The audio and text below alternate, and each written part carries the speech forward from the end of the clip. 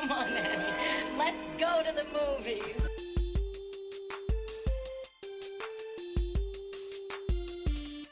This is the Cinereelists, episode 577. It's a me, Kyle. My name is James. It's a me, Zach. And we're here to talk about movies, movie lists, and mildly offensive stereotypes for the next hour or so. You guys, how do you guys feel about that one, Kyle? Luckily I wasn't drinking. I would have spit take on that. James, one. how come you didn't keep it Cinereal and go along with it? You had a second to, to think about it for a second. I didn't know what to say, to be honest. Yeah, Zach points for keeping the theme going. James, not fair. If I had been third, I could have done it, but as the follow-up to that, I didn't know where to go. James, I thought you thought that was maybe a blooper, and you weren't sure if you should keep going or not. No, I'm determined to release that to the public. Could you give me your best "It's a Me," James? Now that you have the opportunity. Nope, I cannot. You two will live in infamy alone on that. This will be known as a day that'll go down in infamy. Yep, for sure. How's it going, guys? That's going great. Happy Easter. Happy Easter. Happy Easter. I got my Easter shirt on. Let's see it. We can't see. Do a spin. You can't see it. There's a story behind this shirt. I will show it to you in a second. But it is like a pastel-y green, so it is Easter colors. It's absolutely Easter colors.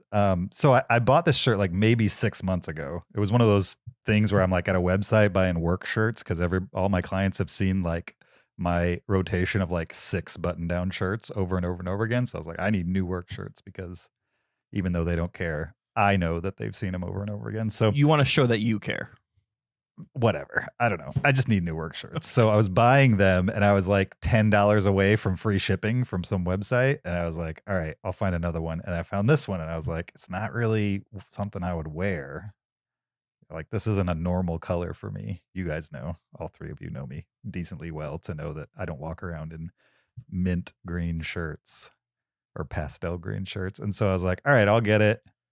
I'll stretch a little bit. I got it. And then did not wear it for 6 months because every time I go to wear it, I'm like, I don't know. I can't do it. I can't do it today. I can't. I'm not brave enough today. It's not your palate. This. It's okay.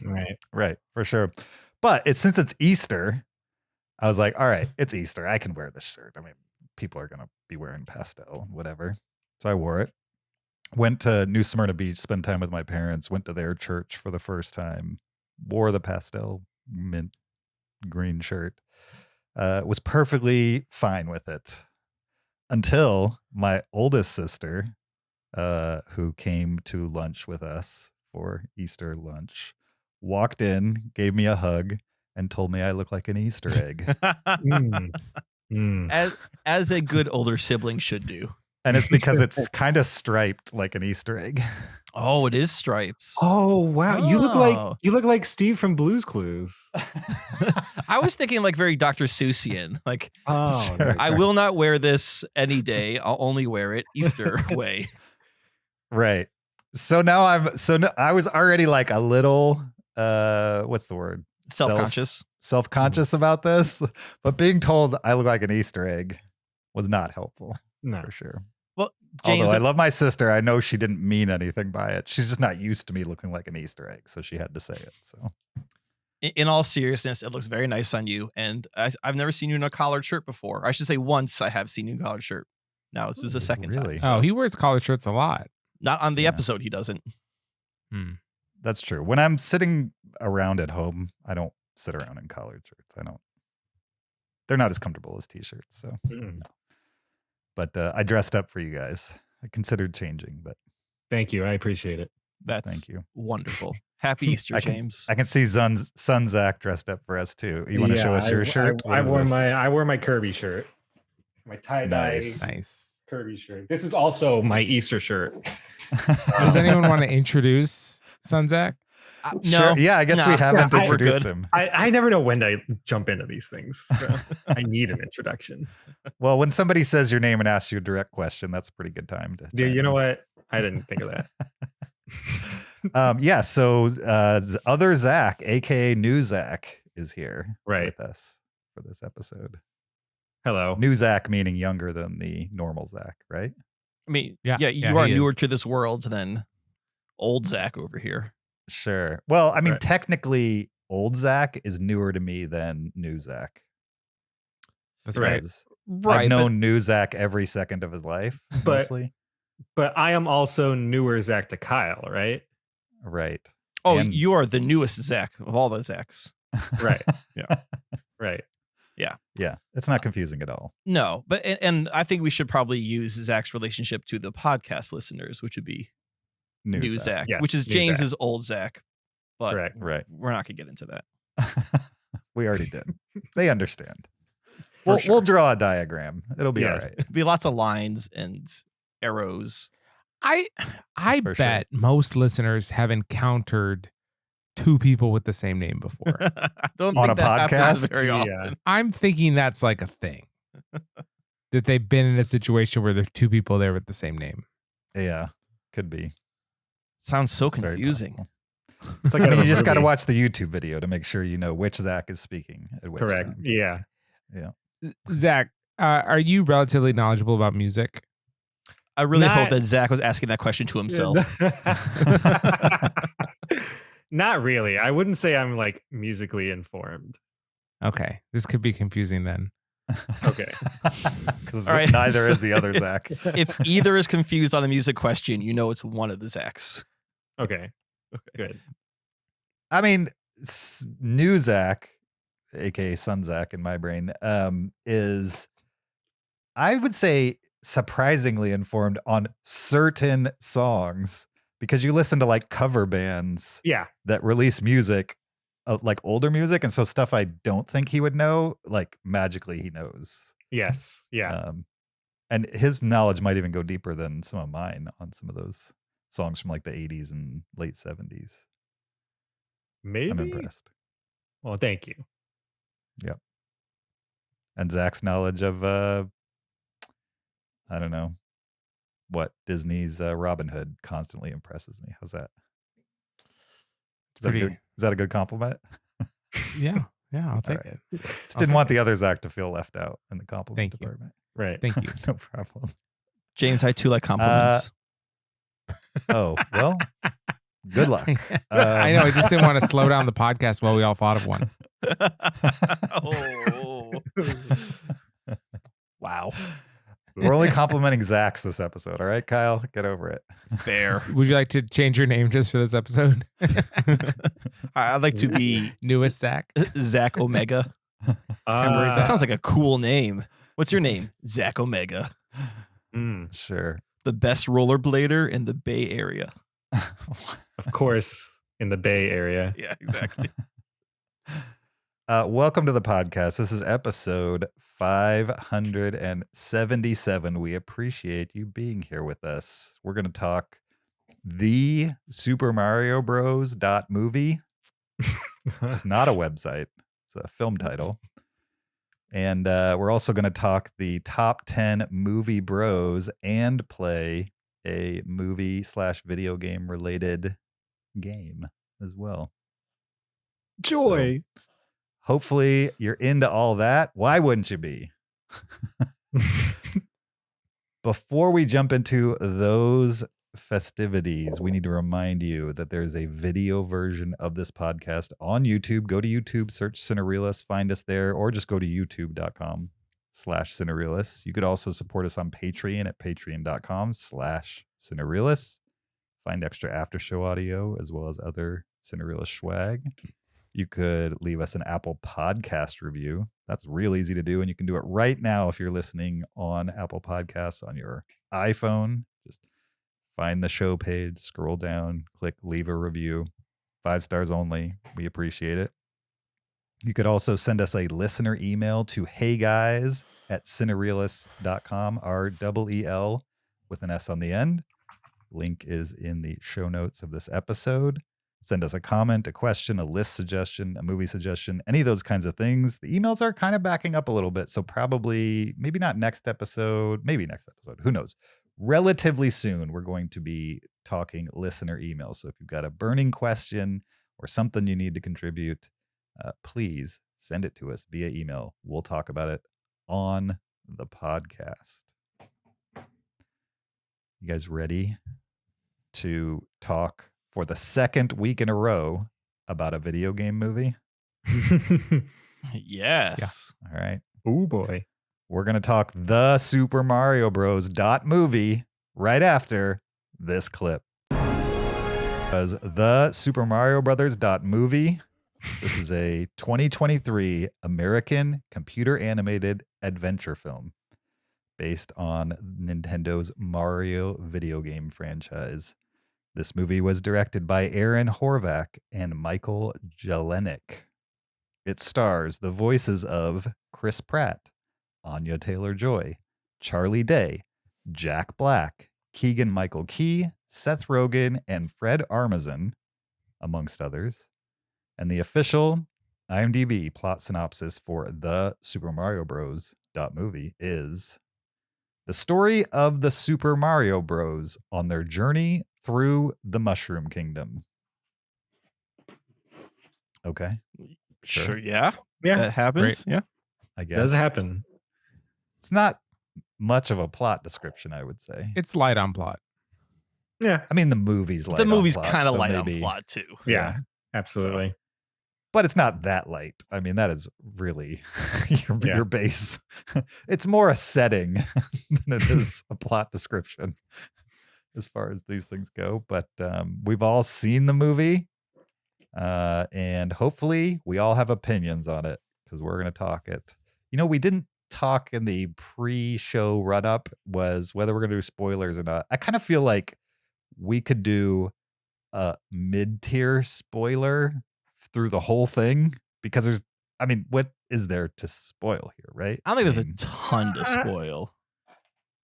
right. Like maybe we'll say that Yeah. this is not going to be 100% spoiler free. We're not going to go out of our way to spoil anything, but there's nothing we can say about the plot of this movie or even like an Easter egg that I think would ruin anything for anybody. Do you guys disagree with that? I disagree about the Easter egg stuff. Okay. Because I think a lot of Mario fans are going to this movie for the Easter eggs, really. Like that's half the reason. Right. But do you think the ones listening on a Monday evening or Tuesday morning will have not seen it and will be worried about Easter eggs being Maybe spoiled not. for them? Maybe not. That's a good point. I don't know. What do you guys say, Kyle and old Zach? I'm on the fence. I don't think there's really anything to be spoiled. Mhm. I think I could review this movie without having to talk specifics, but if James, you really need to get into it, I'm okay with it. I mean, so for me, it's not the plot that could be spoiled. Right. It's the like, this moment was really fun.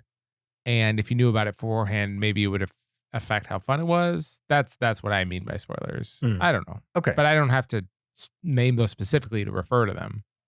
So Sure. Why don't we talk? We'll do a spoiler. We'll just not make it an extensive one. We'll throw it at the end. All right. All right. Okay. So for now, we're spoiler free. Nobody needs to worry about anything. And if you listen after the music at the end, you'll hear a short spoiler discussion, which will probably mostly be us listing off Easter eggs in the movie at the end of the podcast. So Right. stick around for that. That being said, what did you guys think of the Super Mario Bros. Movie? I'd like to hear from Zach, son of James, please. Yeah. Okay. Good. Thank you. I couldn't wait. I love this movie a whole lot, like a lot. But I understand that that's coming from a place where I have played every single Mario game, and I love this franchise dearly, and it kept me grinning like a big dumb idiot from ear to ear for the entire movie, even the parts that in my brain I thought that was kind of stupid, but it still made me smile because it was stupid, or things in the movie that were things that I've wanted to hear officially about Mario for a very long time, and it made me very, very happy. and that's all I wanted it to do, and it did it in spades. Awesome. Yeah. Nice. I'll go next. I'm a big Mario fan. I really am a fan of Mario and his games and the franchise. From being a kid, I had an NES playing Mario 1 and Mario 2 and Mario 3, and then an SNES with Mario 4, or sorry, Super Mario World. And Super Mario World is probably the video game that I'm best at. Like You're pretty good at that game. I'm very good yeah, at that game. for sure. I can beat it in under half an hour.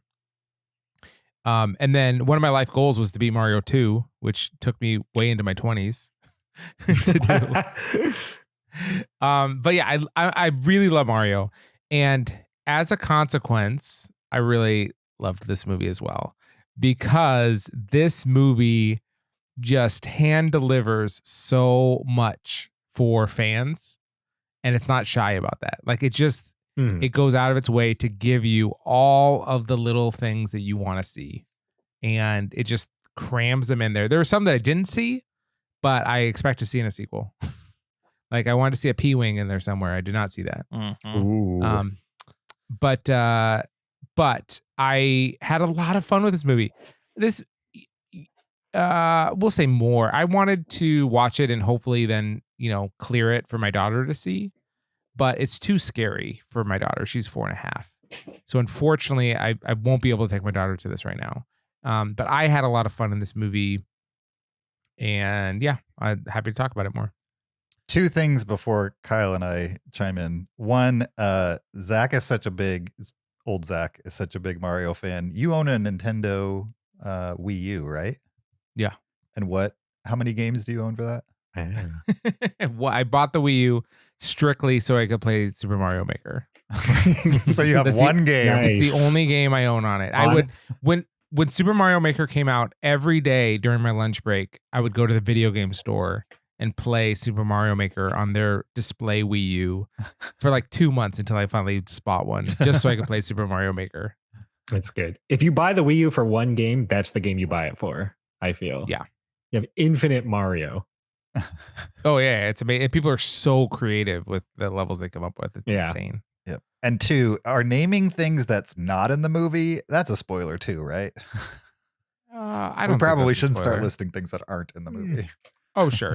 I'm not gonna list things, but All right. I don't think I've spoiled the movie for anyone that thought there'd be a P-wing. I don't know. I think there's a Doesn't show up. large group of fans who haven't seen it yet, hoping for that P-wing, and you've now just Oh yeah. ruined it. Sure. You might as well tell them there's no coins in the movie. No, now they might like it better. They're not waiting the whole thing for a P-wing and then disappointed. If this movie has a huge second week slump, it's the Zach factor. It's the P-wing factor. Yep, for sure. Kyle, what do you think? Yeah, so I don't have quite the relationship with Mario that the other two Zachs do. I mean, obviously, I grew up around Nintendo in the 80s and 90s, played Nintendo at friends' houses, played a lot of Super Mario with Zach at his house, for sure, but never actually had a Nintendo myself. So, like, Mario was always just a character I interacted with, but did not have, like, this daily interaction obsession with. That being said, I still had a great time with this movie, even though I may not be like as big a fan as the other two guys. I thought this movie did a great job of capturing the elements that make the game or the games special, because there's a lot going on in this, and then translating them into something that kind of makes sense on the screen and giving you a visualization of like how would these game elements work in the real world, quote unquote, of this video game. I also was super impressed by the music of this movie. Now there is like the pop soundtrack, which felt very millennial driven. Like they knew that there's going to be a bunch of parents there who played Mario in the 80s taking their kids. So it has like this odd 80s soundtrack going on. That was fine. I mean, is this now the second movie in a row we've seen that's been both a video game movie and has had Bonnie Tyler singing "Hold Down for a Hero" in it? Yeah. So, yeah. Ooh. Second in 2 weeks. Right. Exactly. Yep. But the original music took all these incredibly well-known themes and melodies and motifs from the variety of Mario games, and sometimes had them played literally, and other times kind of work them into a bigger orchestral score. And I was very impressed by how well they were able to weave in all that music and make it sound familiar, but also work in this new medium. So I think definitely big shout out to the composer on this one. Absolutely. James? Yeah, I enjoyed it as well. I think I have issues with it as far as like it's a kids movie, and they didn't really, other than like references to things that you might have liked as a kid, they didn't really make any huge attempts at like making this more than just a kids movie. And that's not necessarily an issue. I mean, I wouldn't go to a Minions movie and expect them to do that for me either. It's just, I guess I'm spoiled by movies that kids can like and also adults can like latch onto things that are less superficial than references. And so I wasn't looking to the movie for that because I had heard in advance that it doesn't have that. But I do think it's a missed opportunity as far as like getting older people, adults, interested in the idea of going to multiples of these.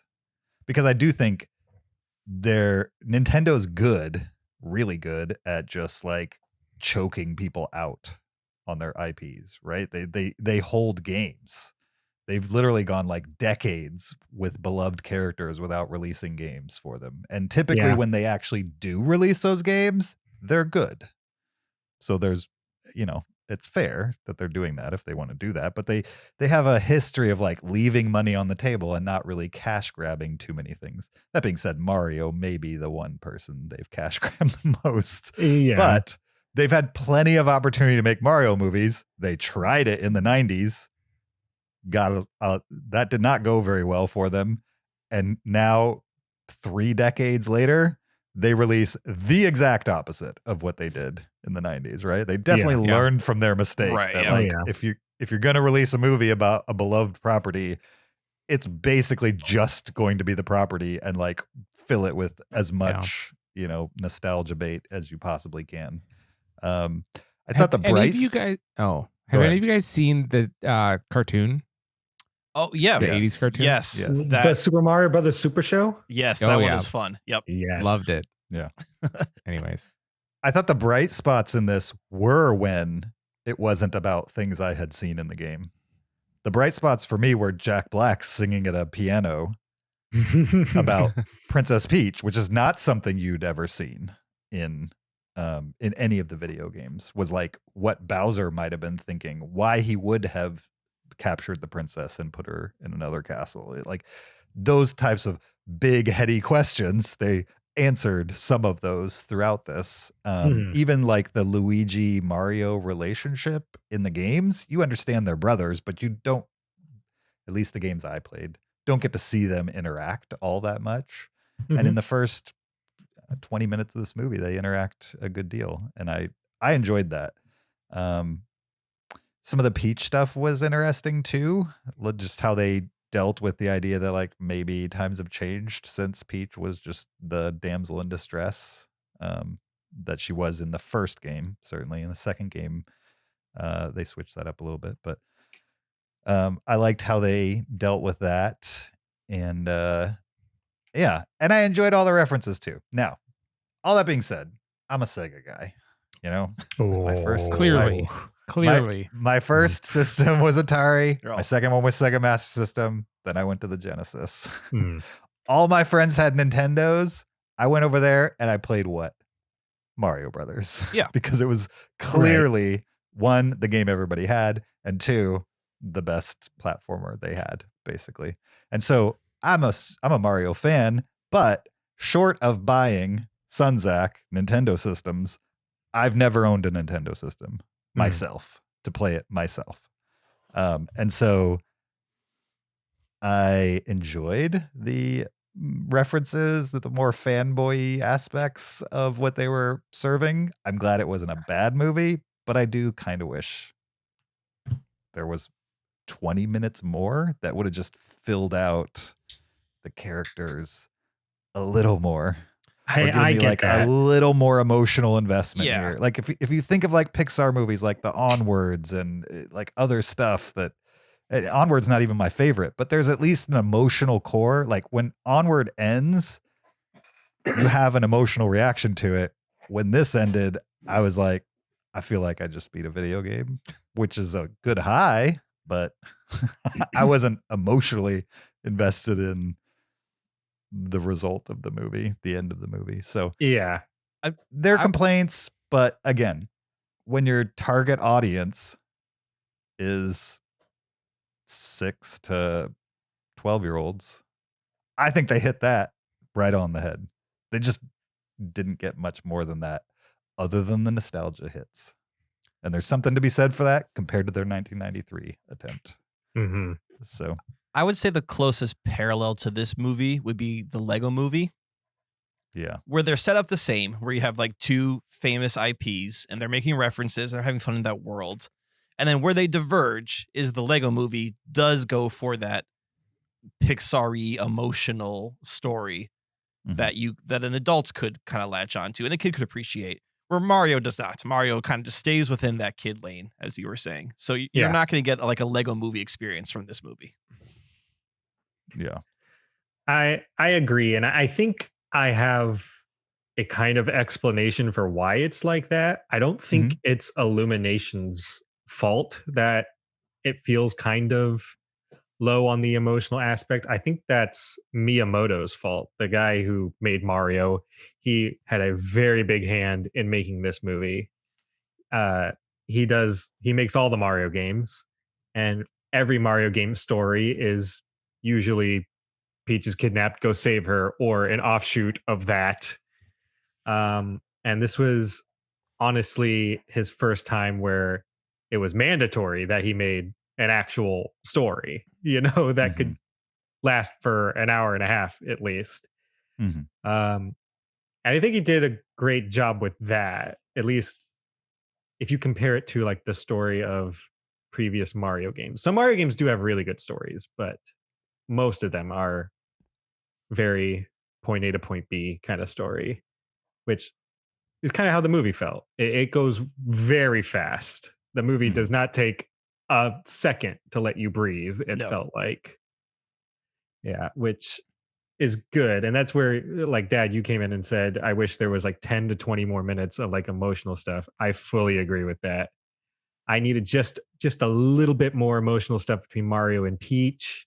Like they became friends way too fast, but it's Mario. You just kind of, if you're a Mario fan, you're like, yeah, of course they're friends. Like you just kind of Sure. accept that. Yeah.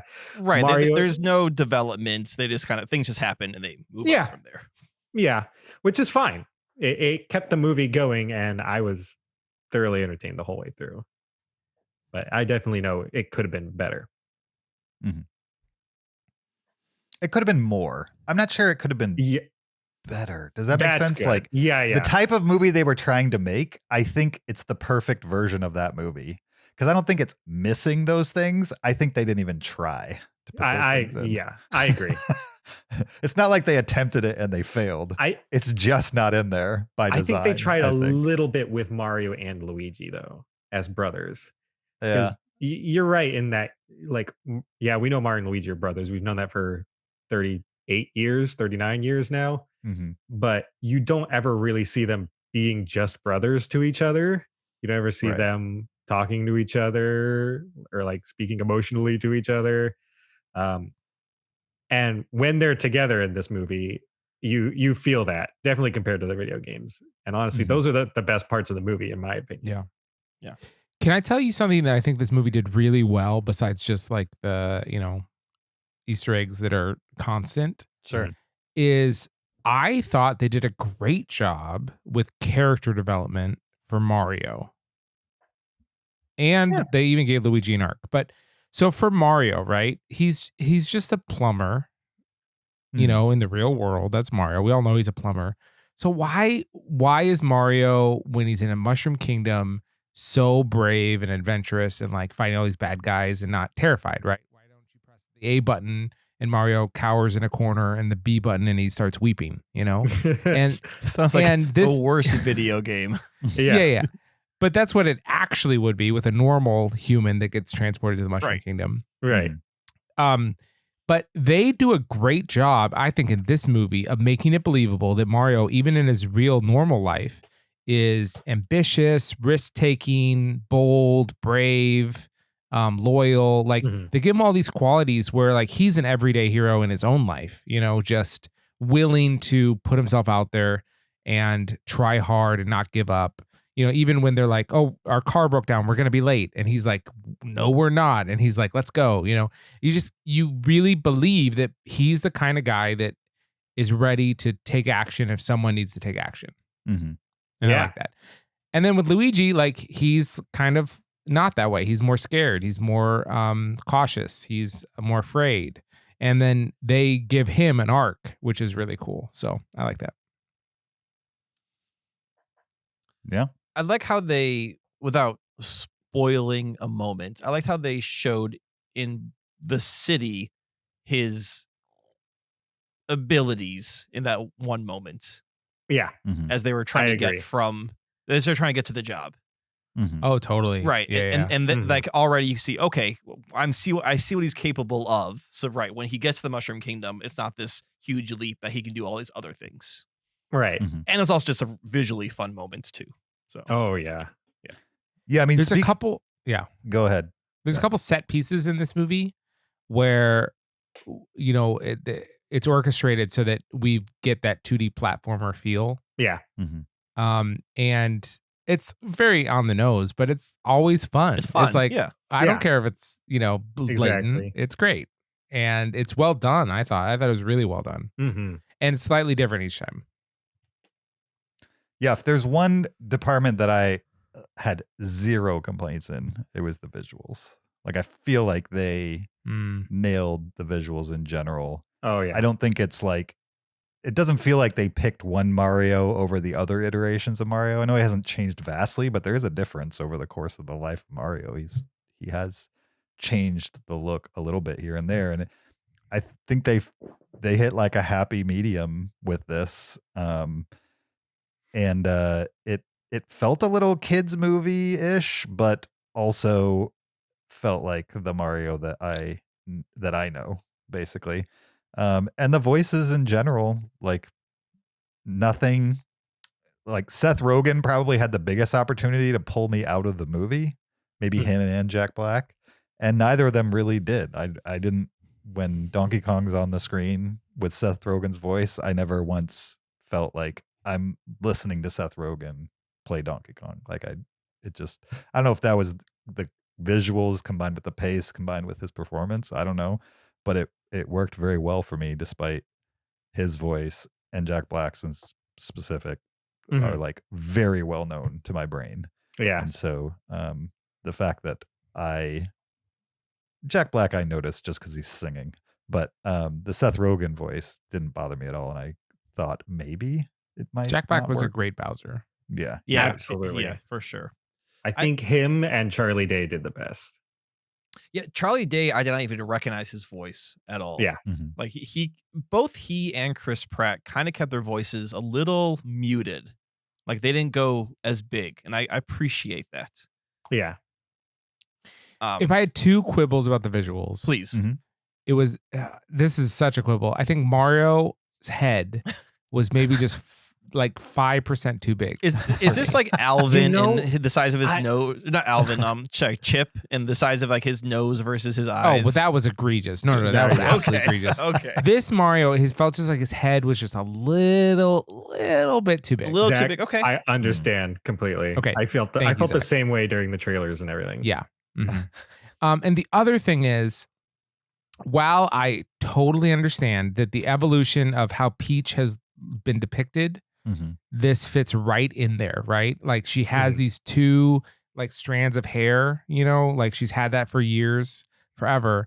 But just visually, how Peach looked in this film, it felt a little strange to me. It felt a little out of place. These hair things started to look more like sideburns to me in this iteration. Yeah. I know that it fits with her visual evolution, but I would have changed her face a little bit She than what they had in this movie. she felt a little anime character to me. Like in the shape of her skull, in the hair, I just got like it felt a little like, and I understand the influence of Peach, as you said, how she's changed, but I was just getting a little bit of like 80s anime from her. I could see it. Is Peach in the Smash Bros game? Yeah. Zach, Yes. is that closer to what she looks like? Not really. Peach in Smash Bros. Kind of looks like Peach in the Mario games too. Okay. Um, Interesting. but Peach is no stranger to not being the damsel in distress, to getting in on the action and stuff. And if you think this Peach looks a little strange, like animated like this, you should see people in real life trying to like cosplay as Peach. To get her hair to look normal on a person's head is impossible. Every Peach cosplay, it always looks like that's just like a Lego man's hairpiece that you put on your head. Right, it's a wig you pop on. It's Exactly. Sure. I will say I took my son to see this. And so did I. Oh, all right. This one. And he likes Mario. He and I used to play. We had an emulator which had like Nintendo and Super Nintendo games on it. So he's played original Mario. He now has a Switch, and on the Switch he actually likes to go and play Mario 64 because we never access that is. So like that's his favorite one right now is Mario 64, and throughout the movie, even he was picking up on the Easter eggs and would like lead over and say, "Oh, I've seen that in this game or in that game." So like even a 7-year-old is picking up on all that stuff, and he had a blast with this movie. That's great. Yeah, nice. It wasn't too scary for him. No. Oh, okay. So to give you an idea of Galen's scare threshold, he keeps asking me to watch horror movies.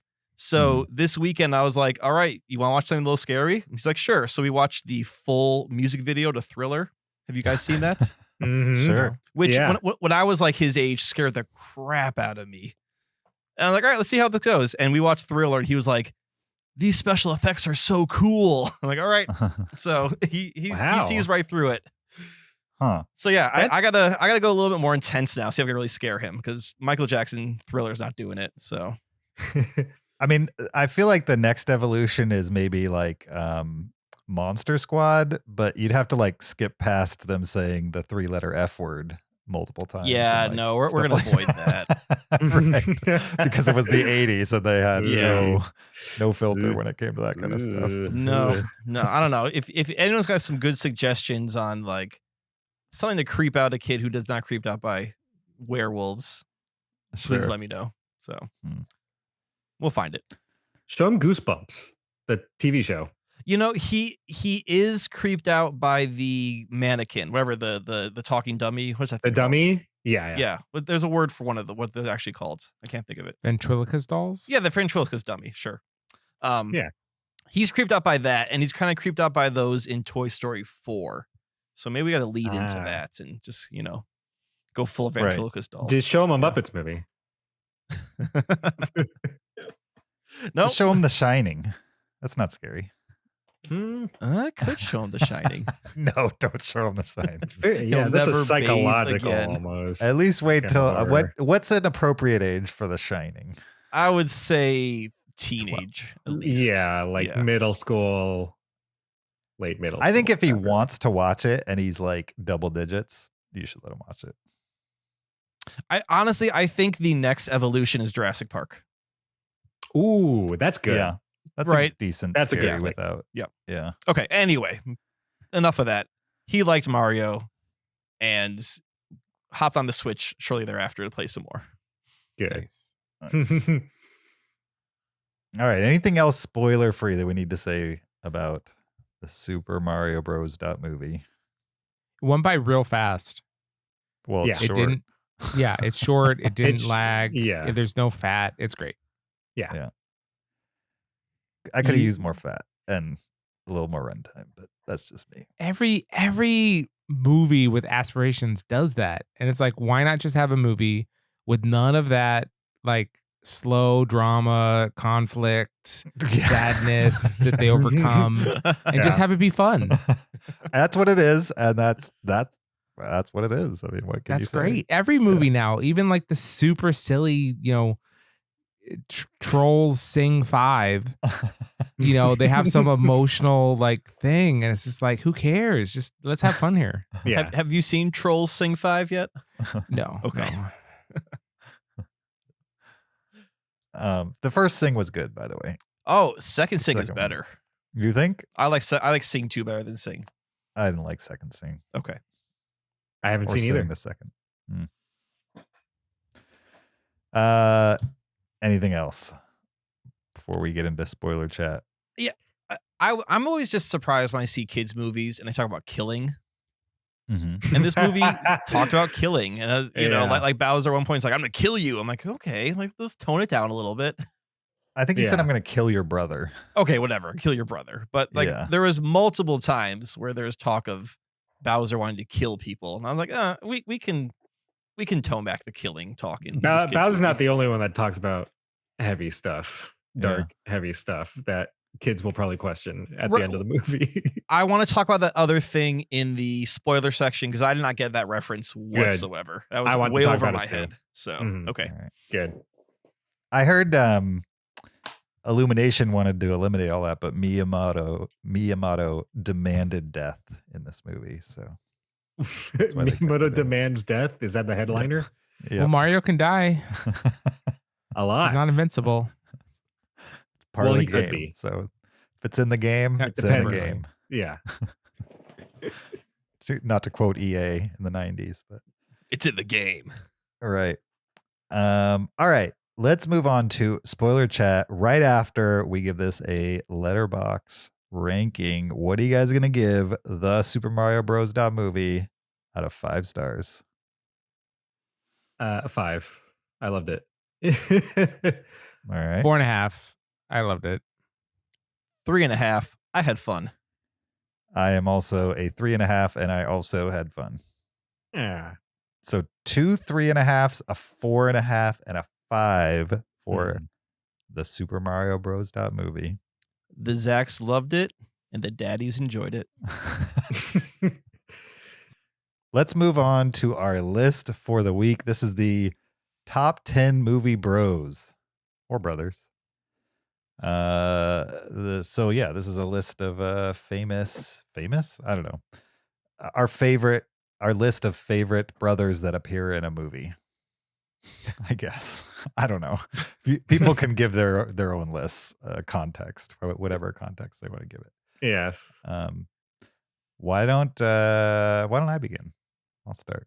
Yeah. All right. My number 10 is Lion from 2016. Before I get into more of this, I think my list is like how much the brothers are together over time. Like certainly these are all movies that I enjoy that have a brother set in it. And just because Lion is my number 10 doesn't mean I don't like it more than other movies I'm about to mention. It's just the brothers are like not in the movie together much, but they are an important part of the movie, an emotional part of the movie, et cetera, et cetera. And so if you haven't seen Lion, it's about a kid at a very young age who gets separated from his brother, and he goes through a lot of peril alone, wondering what happened to his brother, and then trying to find his parents. And eventually he gets adopted by an Australian couple.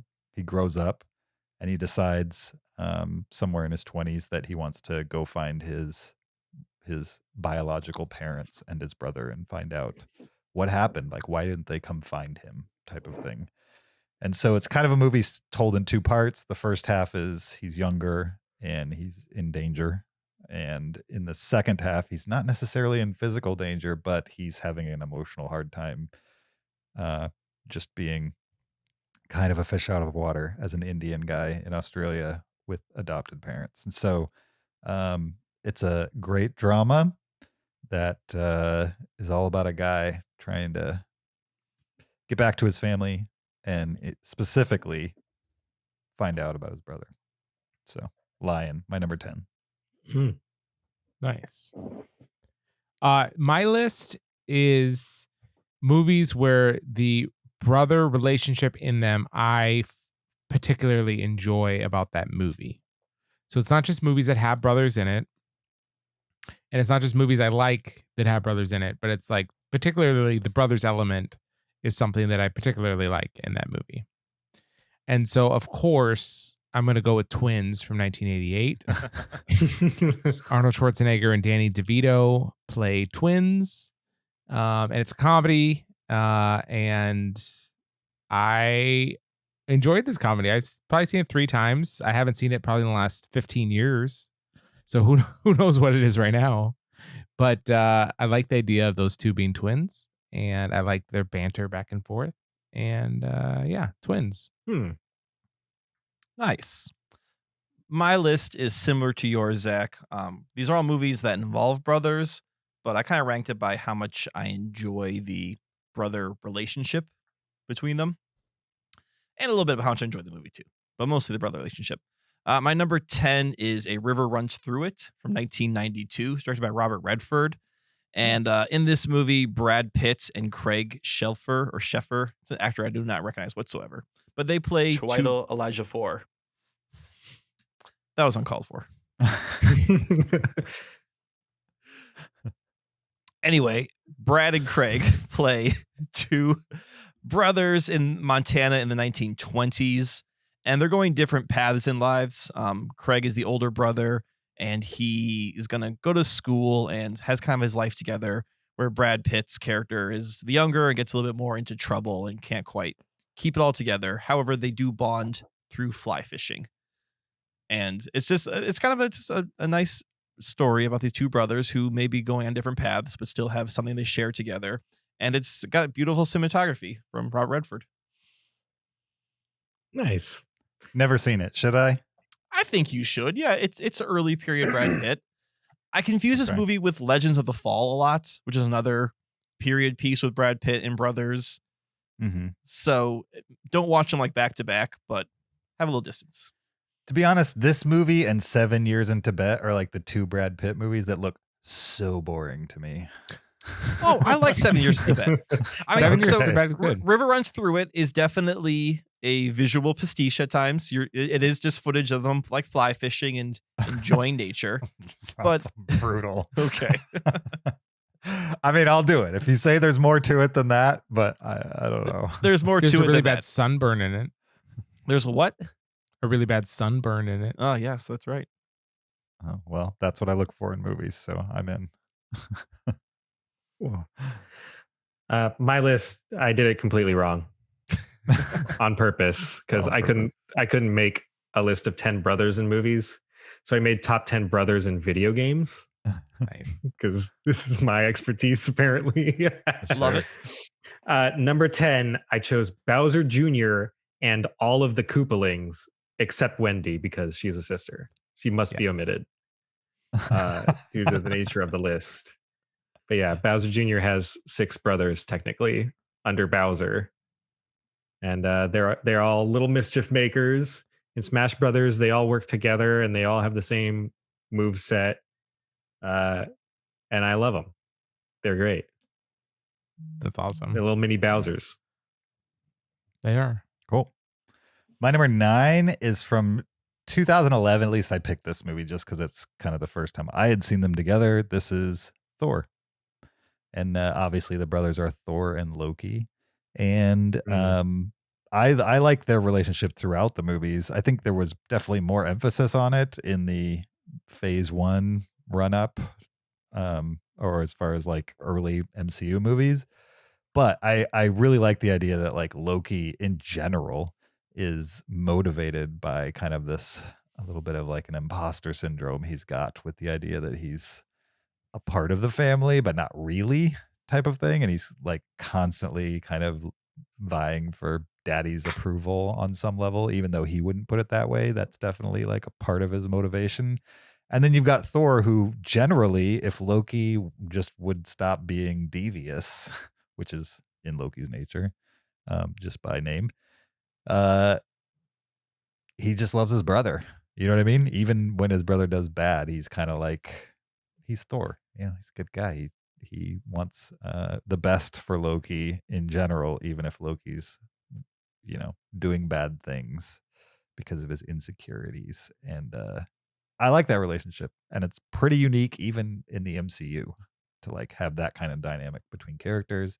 My number 9. Cool. My number 9 is my favorite Wes Anderson movie from 2007, The Darjeeling Limited. Oh, that's my least favorite Wes Anderson movie. Oh, is it really? Oh, I hate that. I shouldn't say hate Yeah. it. I found it incredibly boring. No. I gotcha. But please, I want to hear about why it's your favorites. It's definitely my favorite. Now, Wes Anderson is not a director that I typically enjoy, but this movie gave me something more than just his typical quirkiness as a filmmaker. It follows 3 brothers played by Owen Wilson, Jason Schwartzman, and Adrian Brody, and they're traveling by train through India. And I just found the visuals and colors of this film to be incredibly alluring to look at. I loved the interplay between these 3 actors. I thought it was really fun, especially, you know, Adrian Brody in a Wes Anderson movie. I thought was great. And yeah, I really liked that there was 3 brothers. I liked the interplay between the 3 of them rather than just like 2 brothers. And yeah, for me, it's just a very colorful location film, and I like it a lot. I will agree it's colorful. I'll give you that.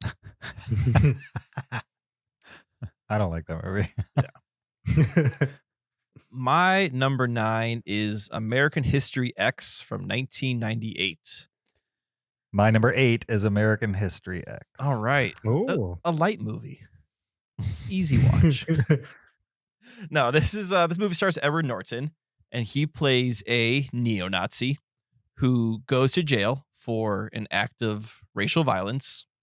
And while in jail, kind of realizes that, maybe this path of hate and racism and neo-Nazism is not the right path for me. Comes out of jail, a rehabilitated person, and is now trying to get his brother, played by Edward Furlong, to not go down the same path that he is going. And it's kind of told in 2 parts. It's sort of half of it is flashback to him being in jail and the events that led to that, and then half of it is set in present time as he's trying to save his brother from going down the same path. This is a hard movie to watch. I've only seen it a couple times, and it's not a movie that I want to watch again and again, but I think it's a powerful movie. It's got a great performance from Edward Norton and has definitely seared a place in my mind. You know the curb moment in this movie? Do you think if Yes. that wasn't there, it wouldn't be as memorable? No, I think the ending's pretty memorable, but I definitely think the curb moment is a defining moment of the movie. I agree. Yeah. But I think maybe the curb moment actually overshadows, maybe not overshadows, whatever, like kind of mutes the rest of the movie being really good. It's just most people, including myself at times, only remember it for Right, that moment, yeah. like, you know, brain imprinting scene, I would Yes. say, which you can't unsee. But yeah, great movie, great brother relationship. What was your number 9, Zach? Mine is Chili, Cyrus, and Cress from the Pokemon franchise. They're triplets, obviously. I didn't know that they had brothers and sisters in Pokemon.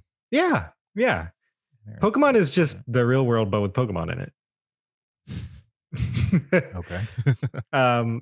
And why they're so unique is they're from the game they're the first gym. They're the first gym leaders that you would have to fight in the game.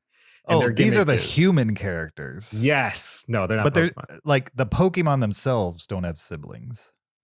They could. You could breed them. Well, yeah, could- but I mean, like they don't like the Pokemon lore. It's not like they connect Pokemon together as like brothers and sisters. For or anything sure, like yeah. that. They don't. Pikachu does not have a brother. That makes sense.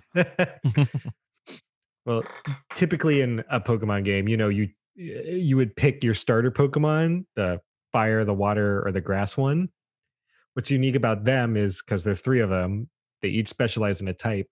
Whichever Pokemon you chose to start your game with, they will pick the type that is good against you to make it a real challenge against you.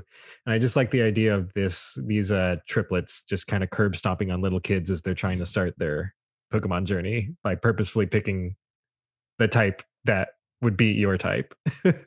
Sure. They curb stomp little kids. Pokemon's rough, man.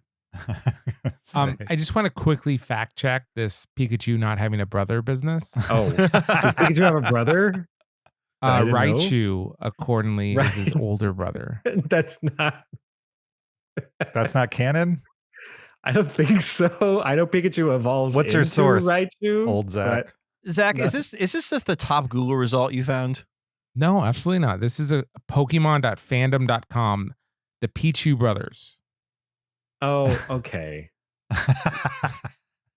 You actually Is that a got me thing? there. The Pichu brothers is a thing. Oh, okay. There were a bunch of before the Pokemon movies would start. There was a little short film at the start starring the Pichu brothers, two little Pichus that are brothers, Interesting. go on little adventures. So you got me there, Zach. But Raichu, So it's a I part don't know of where the- the game. It's a part of the bigger Pokemon canon, but not the games. is Yeah, what you're saying. for sure. Yeah. All right, fair enough. All right, James, we heard your number 8. Yep. So we'll go straight to my number 8, which is adaptation. And in adaptation, there's two central characters, both played by Nicolas Cage. One is like the struggling artist who's really like, struggling to write a screenplay, and the other one is the writing hack who is like pretty dumb and naive and is writing the most basic, tropey screenplay. And it's fun to see Nicolas Cage do like a Parent Trap situation where he's like acting against himself and playing different characters, and that whole interplay I enjoy a lot, and it works its way even into the plot of the film as we get closer to the ending. So I think that's fun. So adaptation. Nice. My number 8 is The Blues Brothers from 1980. This is the second best SNL spinoff character movie behind Wayne's World. This movie stars Dan Aykroyd and John Belushi as the Blues Brothers. They are on a mission from God to raise funds for their orphanage. And the only way they can do that is by getting the old band back together. There are 2 reasons to watch this movie. Number 1, the musical performances are incredible. Cab Calloway, Ray Charles, Aretha Franklin, James Brown all perform in this movie, have great moments. The other reason is the ridiculous car chases, especially at the very, very end, where there's just piles and piles of police cars flying off the highway. I can only imagine. I would love to see like a behind the scenes on how they shot this movie. This is a movie that I've seen bits and pieces of it thousands of times because like in the 90s, this was on cable all the time. But I've maybe seen Blues Brothers from start to finish twice. But like when I was a kid, if I was scrolling the channels and you got to like that Cab Calloway scene where they're starting the first big song, I was staying on TNT for the rest of those hour and a half just to watch the rest of this movie. Sat through so many commercials. Huh? Yeah. Oh, yeah. I could probably watch it now and tell you when the commercial breaks are going to happen. So, Sure. Nice. Zach's son Zach. What is your number? Son of Zach. Son of Zach. James or Zach, whatever. Zach's son. Zach's son. My number 8 is Genji and Hanzo from Overwatch. Okay. I really like the story with these guys. They both grew up in a clan called the Shimada clan. And Genji never really took anything too seriously in their business, to the point where Hanzo was so enraged that he tried to kill Genji. But Genji lives the attack, and he gets all these big cybernetic enhancements to him to where he's practically a robot at that point. There's only a little bit left of actual Genji left. And Hanzo, even after killing Genji, he still feels guilty about it. And so he basically becomes an assassin Genji finds him and explains to him, look, brother, I've already forgiven you. You know, I'm already a hero. I've already forgiven you. Now it's your turn to forgive yourself. And Hanzo has a really hard time of forgiving himself. He feels like he's gotta somehow repay for what he's done to his brother, who he assumed was dead this whole time. Mhm. And then that's kind of where their story has ended so far. It's for a video game, it's pretty interesting. I didn't know Overwatch had backstories for their characters. Oh yeah, every character has like deep lore and backstory.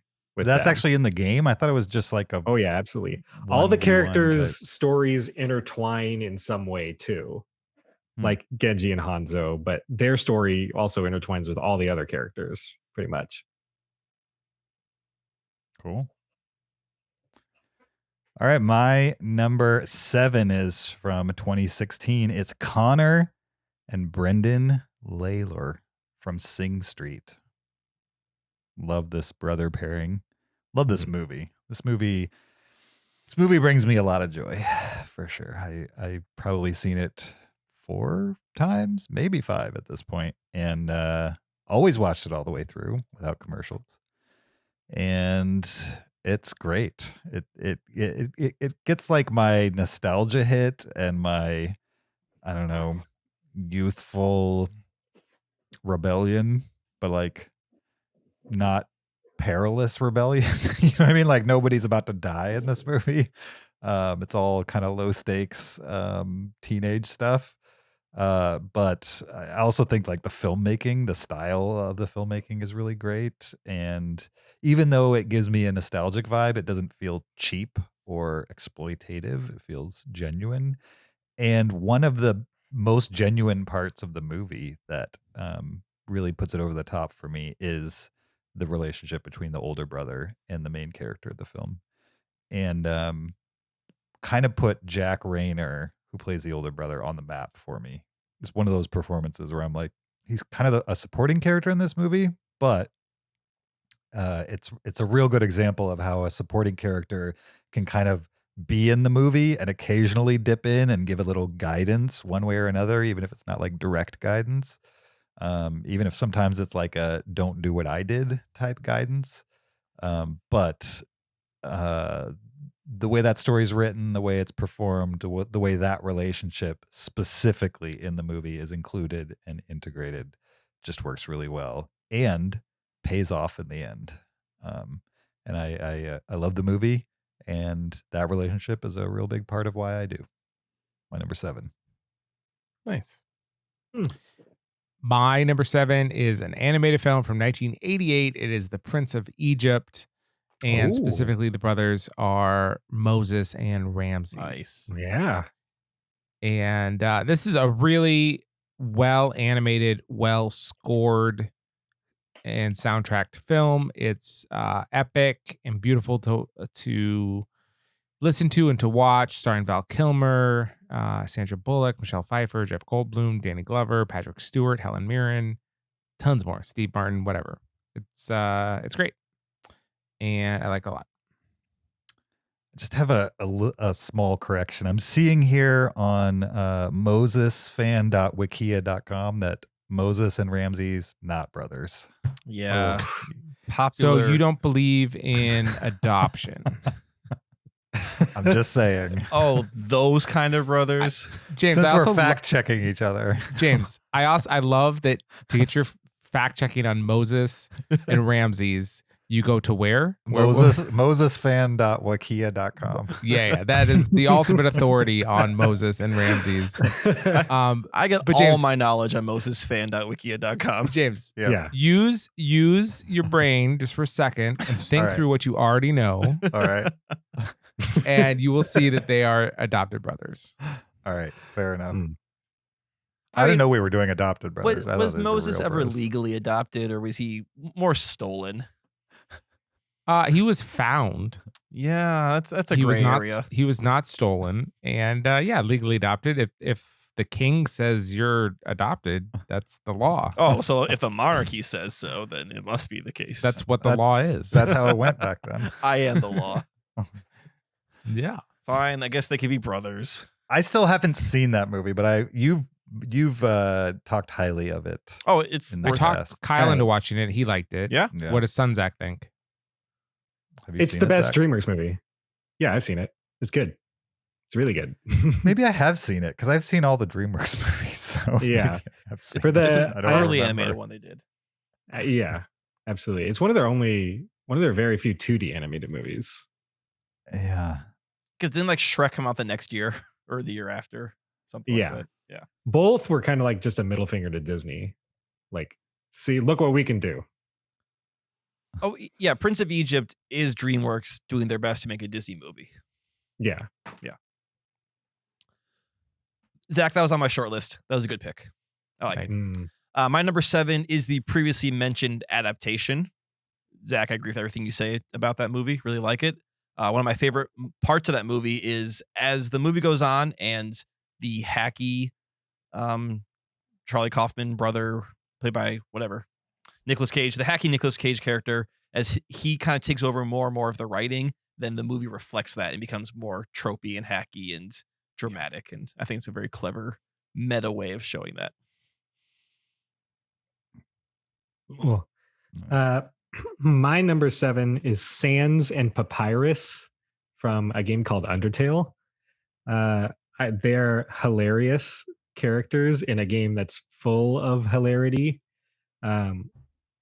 They're both named after different font types. Yeah. And this is an RPG where, characters talk using text boxes and stuff, and all of their dialogue is written in the font that they're named after.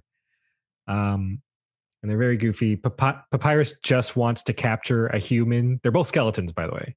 I forgot to, oops. But Papyrus just wants to capture a human. And Sans, while is helping Papyrus, is just trashing on him the whole time, saying like puns and jokes and stuff. But you can tell like Sans just cares about his brother and wants him to succeed, but also doesn't want to butt in too much, because if he does, then Papyrus will be like, well, I didn't do it. You helped me. Papyrus just wants to do it on his own. Those are Undertale in the gaming space is a legendary game, and those are legendary characters in the game. Yeah, Sans and Papyrus. I like them. They're funny. Nice. I don't think I've ever heard of that game. It's when you're in the indie game scene, Undertale is like Okay. a big name in indie games. One of those, huh? Mm-hmm. All right, my number 6 is from 1999, Connor and Murphy McManus from the Boondock Saints, which some people consider like a Pulp Fiction ripoff, or like movies from that time, kind of the last gasp of 90s gritty independent movies. And that's fair. I would say it kind of feels like that, but it's also maybe not a perfecting of the formula, but certainly plays the formula like a fiddle for sure. No Irish pun intended. So the Boondock Saints are 2 guys who accidentally kill somebody in the Irish mob, and then they and their group are kind of come after by this mob, and they respond to this by getting revenge. It's kind of a revenge vigilante film. And it's a hard R movie for violence. There's a lot of gunplay in this, and I love every minute of it. It's really, I typically don't like calling things guilty pleasures, but it's hard to deny that this is kind of a guilty pleasure, and you kind of have to have been there in that moment while these kinds of movies were being released to have latched yourself onto it. And if you have never seen this movie or heard of it and watched it today and told me it was garbage and there was nothing redeeming about it, I wouldn't argue with you, because you kind of had to be there, I think, because there's probably much better versions of this that have come later that are better made and not quite as in your face for no reason, and just a litany of reasons why there's better versions of what this movie has to offer. But for my money, when I experienced it, it worked for me. And that's why it continues to be in the back of my brain whenever it's time to make these types of lists. My number 6, The Boondock Saints. Mm-hmm. James, I haven't seen this movie since high school. I watched it a ton of times. Mm-hmm. And so I was totally like in the right vein to love this movie. And I'm Right. afraid to watch it now that 20 years later, I'm be like, this is garbage. You can watch it and enjoy it Okay. because you did like it once. Right. But you won't like it for the same. It sounds like you're already realistic about what it is. And so you'll be fine. Okay, cool. It's not going to ruin it for you, but you already know what it is. And so that will just be confirmed to you that this movie is not perfect and it has a lot of issues, but it is what it is. Cool. My number 6 is American History X. I think that brother relationship is very interesting, and the movie is very interesting as well. I wonder how it holds up, but Yeah, I wonder about that too. A lot of these like 90s movies, 20 years later, how do they stand? Yeah. Do you guys know the story behind American History X, like the production story behind it? No. Was How, Edward like- Norton awful? No, well, I think that was part of it, but Okay. for some reason he had a problem with the director or something like that, and then there was a discussion about Edward Norton trying to keep the movie from being released, and then I'm sure there's something on the Wikipedia page about this. I'm just going from memory, and then there was like a lawsuit or something, and then the movie ended up being released, and like he got awards for it, even though he didn't want it released. And he very quickly 180'd on the idea that this was not going to be a good movie. It was kind of a breakout role for him dramatically. Right. Yeah. Yeah. It turns out that people like him in the movie, even though most people don't admit to liking the movie because of what it's about. But yeah. Anyway. My number 6 is Good Time from 2017, directed by the Safdie brothers. In this, Robert Pattinson and Benny Safdie play two brothers who botch a bank robbery, and Benny ends up getting captured. And his older brother, Robert, in this case, kind of goes on this odyssey through the criminal underworlds to get his brother out of prison. And it's all about just sort of all the people that Robert Pattinson's character encounters, including Dash, the security guard, played by Mr. I Am the Captain Now himself. Oh. My number 6 is Timmy and Tommy Nook from Animal Crossing. In this game, their dad, Tom Nook, is a ruthless businessman that you must pay off your loans in order to keep your home. And Timmy and Tommy are his sons that just watch over the general store. And it feels very much like father, like sons. They look exactly the same. And again, this game is just text box speech. There's voices, but it's all gobbledygook. So you never quite know which one's Timmy and which one's Tommy while you're talking to them. But they're very cute, and I like how they're not trying to cut me out of my money in like loan payments. I'm just there to buy a beach chair or something. Nice. Yeah.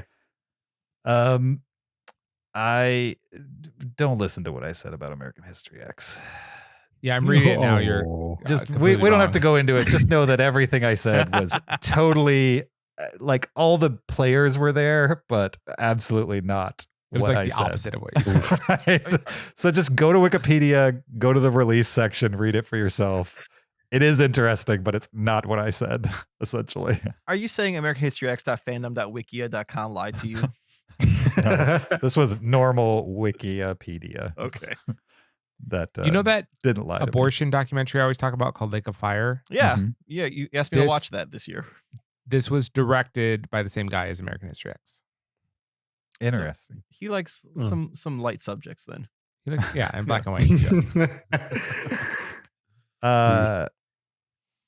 My number 5 is also Zach's number 8 and Kyle's number 7. It's Adaptation, which is a great movie with the brothers Charlie and Donald Kaufman, who Charlie Kaufman is a real person. Donald Kaufman is fictional. Donald Kaufman is fictional. Yep. But also in this movie, Charlie Kaufman and Donald are fictional characters that are kind of based on a real person in ways that we don't know how true that is or not. like Charlie's portrayal of himself, he's never claimed that that's how he really is. So it's all very confusing, but a great movie, even though at times it can be. Actually, I don't think Adaptation is that confusing. It's hard to describe, but when you're actually watching it, it makes sense. Even if it's a twisty kind of meta type movie, and I enjoy it, and obviously other people do as well. My number 5. Cool. My number 5 is Onward from 2020. This is a film like about brothers and about a father and their different relationships with that father. And I found this movie incredibly moving. And yeah, even if the subject matter does not really appeal to me, like the kind of fantasy world that they live in, I didn't find that interesting. The things that the two brothers are interested in, I didn't find that appealing. But the emotional core, the relationships between these characters was undeniably very moving for me. And so for that reason, I like this movie a lot. And so Onward, my number 5. I agree. I like Onward a lot. My number 5 is the Corleone brothers from Godfathers 1 and 2. There's 3 main brothers in this family, or only 3 brothers in the family. Al Pacino plays Michael, James Caan plays Sonny, and John Cazale plays Fredo. And a big part of both movies is Al Pacino, Michael's relationship with his brothers, with Sonny being kind of the hothead wild card and Fredo being this sort of looked over youngest brother, and how his relationship with those brothers affects the family is a big part of both Godfather movies.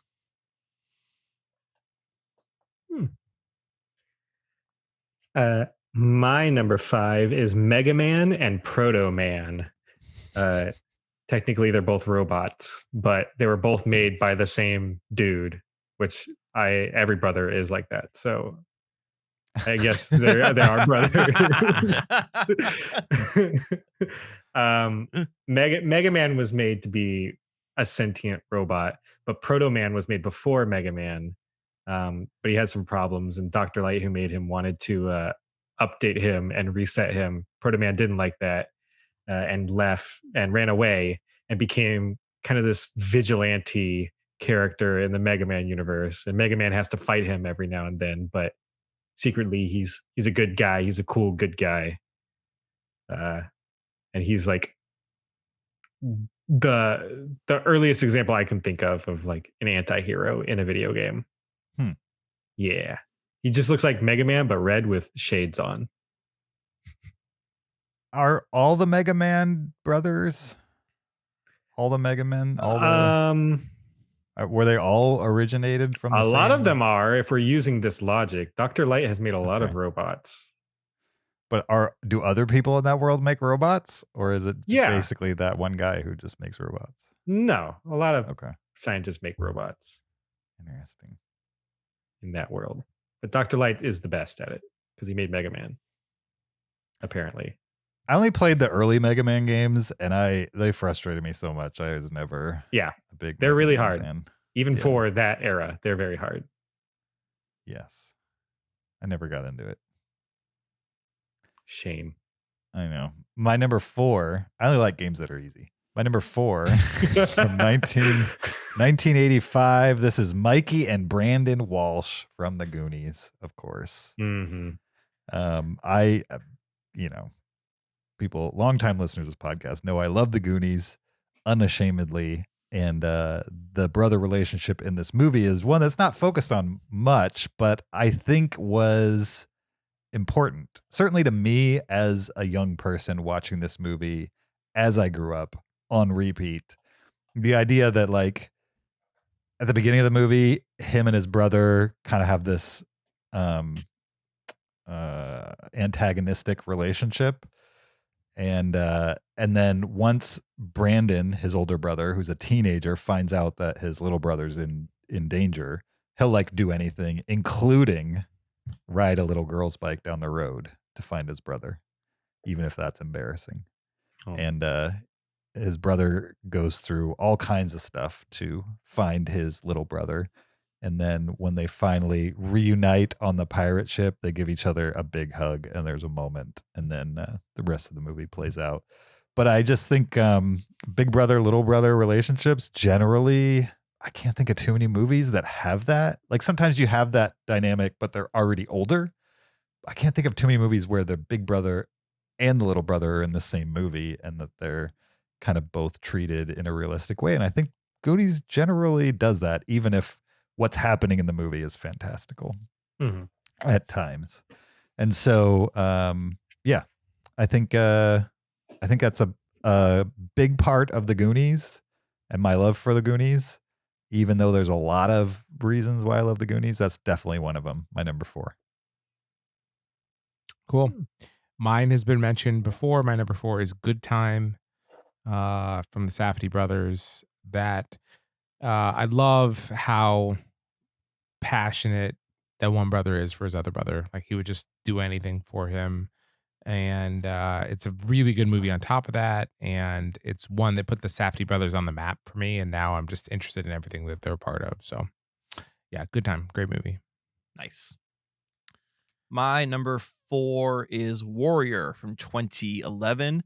This movie stars Tom Hardy as he's like a troubled son who returns home to train to be a mixed martial artist with his alcoholic father, played by Nick Nolte.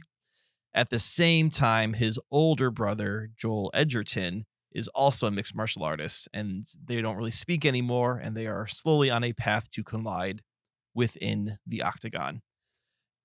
For an MMA movie, this movie is way better than it needed to be. MMA is definitely a thing that was like, felt like it peaked in the early 2010s. Movie came out in 2011, obviously still around, but I don't think people talk about as much as they used to. This movie is, I think, a great drama with the 3 leads and the troubled relationship all of them have. It's a great Nick Nolte performance. You don't see a lot from him anymore, but he's great in this. And then the actual fight sequences in the octagon are pretty brutal, but also, I mean, some of the best like boxing like fight sequences you can see on film. So I really like this movie. If you haven't seen Warrior, I think it's definitely worth checking out. I definitely need to rewatch it. I saw it once in the theater and I remember enjoying it a lot. Yeah. I just need to revisit it. That and The Fighter I need to revisit. Never seen The Fighter. I think you'd like that. I think I should check it out. Yeah. My number 4 might be a bit of a cop out, but they're brothers in my head canon. Donkey Kong and Diddy Kong. I don't think they're technically brothers, but I mean, they've got to be adoptive brothers. They thought they were cousins. Cousin, maybe. I think Dixie Kong is their cousin. Okay. I think they're brothers. I see Zach is Googling already, so I'll let him. Yes, absolutely. Please do. But in my headcanon is that they're brothers. They've been brothers since I was a kid. So yeah, I mean, they're best that's all friends. That matters. They're best friends. Brothers can't be best friends. A friend sticks closer than a brother. They're brothers from another mother. Another monkey. Yeah. You never knows that I call Zach brother all the time. They're different primates too. They're actually different animals. So sure. They're brothers. Yeah, Donkey Kong and Diddy Kong. Nice. My number 3 is the aforementioned Good Time from 2017. Not only a great movie about brothers, but made by 2 brothers. It's awesome. Complicated movie though. Like the one brother who's kind of the hero of the story, not a particularly great guy. And yet by the end of the movie, you're rooting for success for these characters, and that's a hard thing to pull off. My number 3, the aforementioned Sing Street. This is such a gem of a movie. It just feels good watching it. Mm-hmm. And the brother relationship in it is so just authentic and beautiful and fully fledged in even though it's a small part of the movie, and it's great. And it's one of the many things that I love about this movie. So my number 3, by including it on this list, is a spoiler. So I don't think I'm going to say my number 3. Oh, Okay. I think I'm just going to say that it is a movie from the 21st century, directed by a well-known director, starring Okay, Well- I already know. what well-known we're talking about. actors, right? And to learn that they are brothers is a spoiler. But once you know that and you watch the movie again, you can actually see what's happening. It's not one of these things where it's just like, oh, and they're brothers. You actually see differences in the characters. Because they like don't remember a conversation that the other one had. Right. And, things like and that, they yeah. act differently around the same people. Yeah. So I think it's a good use of it, but I can't say it because it's going to spoil the movie. So we're going to leave it right there. Kyle, have I seen this movie? Oh, Yes. yes, you for sure have seen this movie. I have no clue what you're talking about. Let me Literally zero. Ooh, let's just play a game called Other Zach, do you know? no. I Okay. don't know. Okay.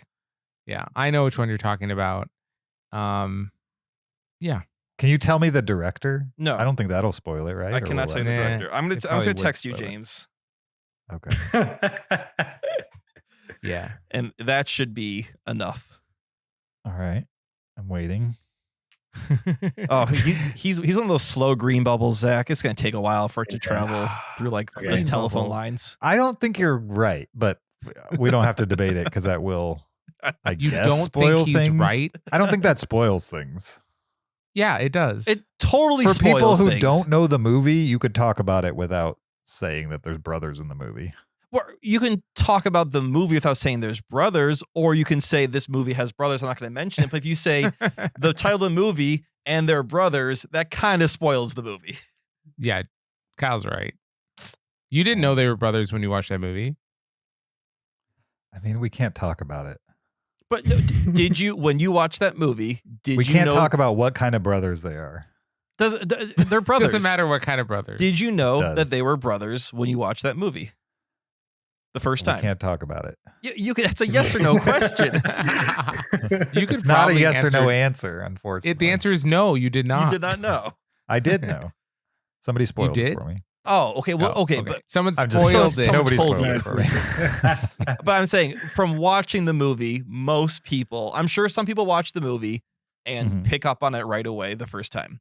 The majority of people who watch that movie, present company included, did not pick up Mhm. on that until the very end when it was revealed to you. All right. I don't remember if I knew in the middle Well, of the of movie or course at you the didn't end. know. No one knew. You don't know For the when you movie. enter the movie. You don't know, Yeah. and you're not. There's no way to know, and then you're told at the end. You could know. No, Like you said, you can go back and watch it and see that there's clues. yeah, no, I think it's a good twist because it is something you could figure out if Right. you were perceptive enough and maybe had a little luck on your side. Yes, But there you go. the vast majority of people who saw that movie did not pick up on it the first but time. James, you weren't even perceptive enough to know what movie he was talking about unless he texted you. So I doubt you picked up on this detail. I knew from the opening credits what was going on in that movie. So You're like, have I I don't know seen about you this? Like, guys. it's a well-known director, well-known actors, came out this century. The clues that you gave were pretty vague. Well-known director, well-known actor came out this century. That is broad. That worked for me. I got Well, it. did Right not away. work It for gives you me. only 23 years to work with, of 22 technically. So Yeah. And Kyle and I are famously lockstep on this film. It's not like you whittled it down to like a small amount of movies. well, because if I whittle it down too much, then it's gonna kind of give it away. So you got to keep Sure. it broad.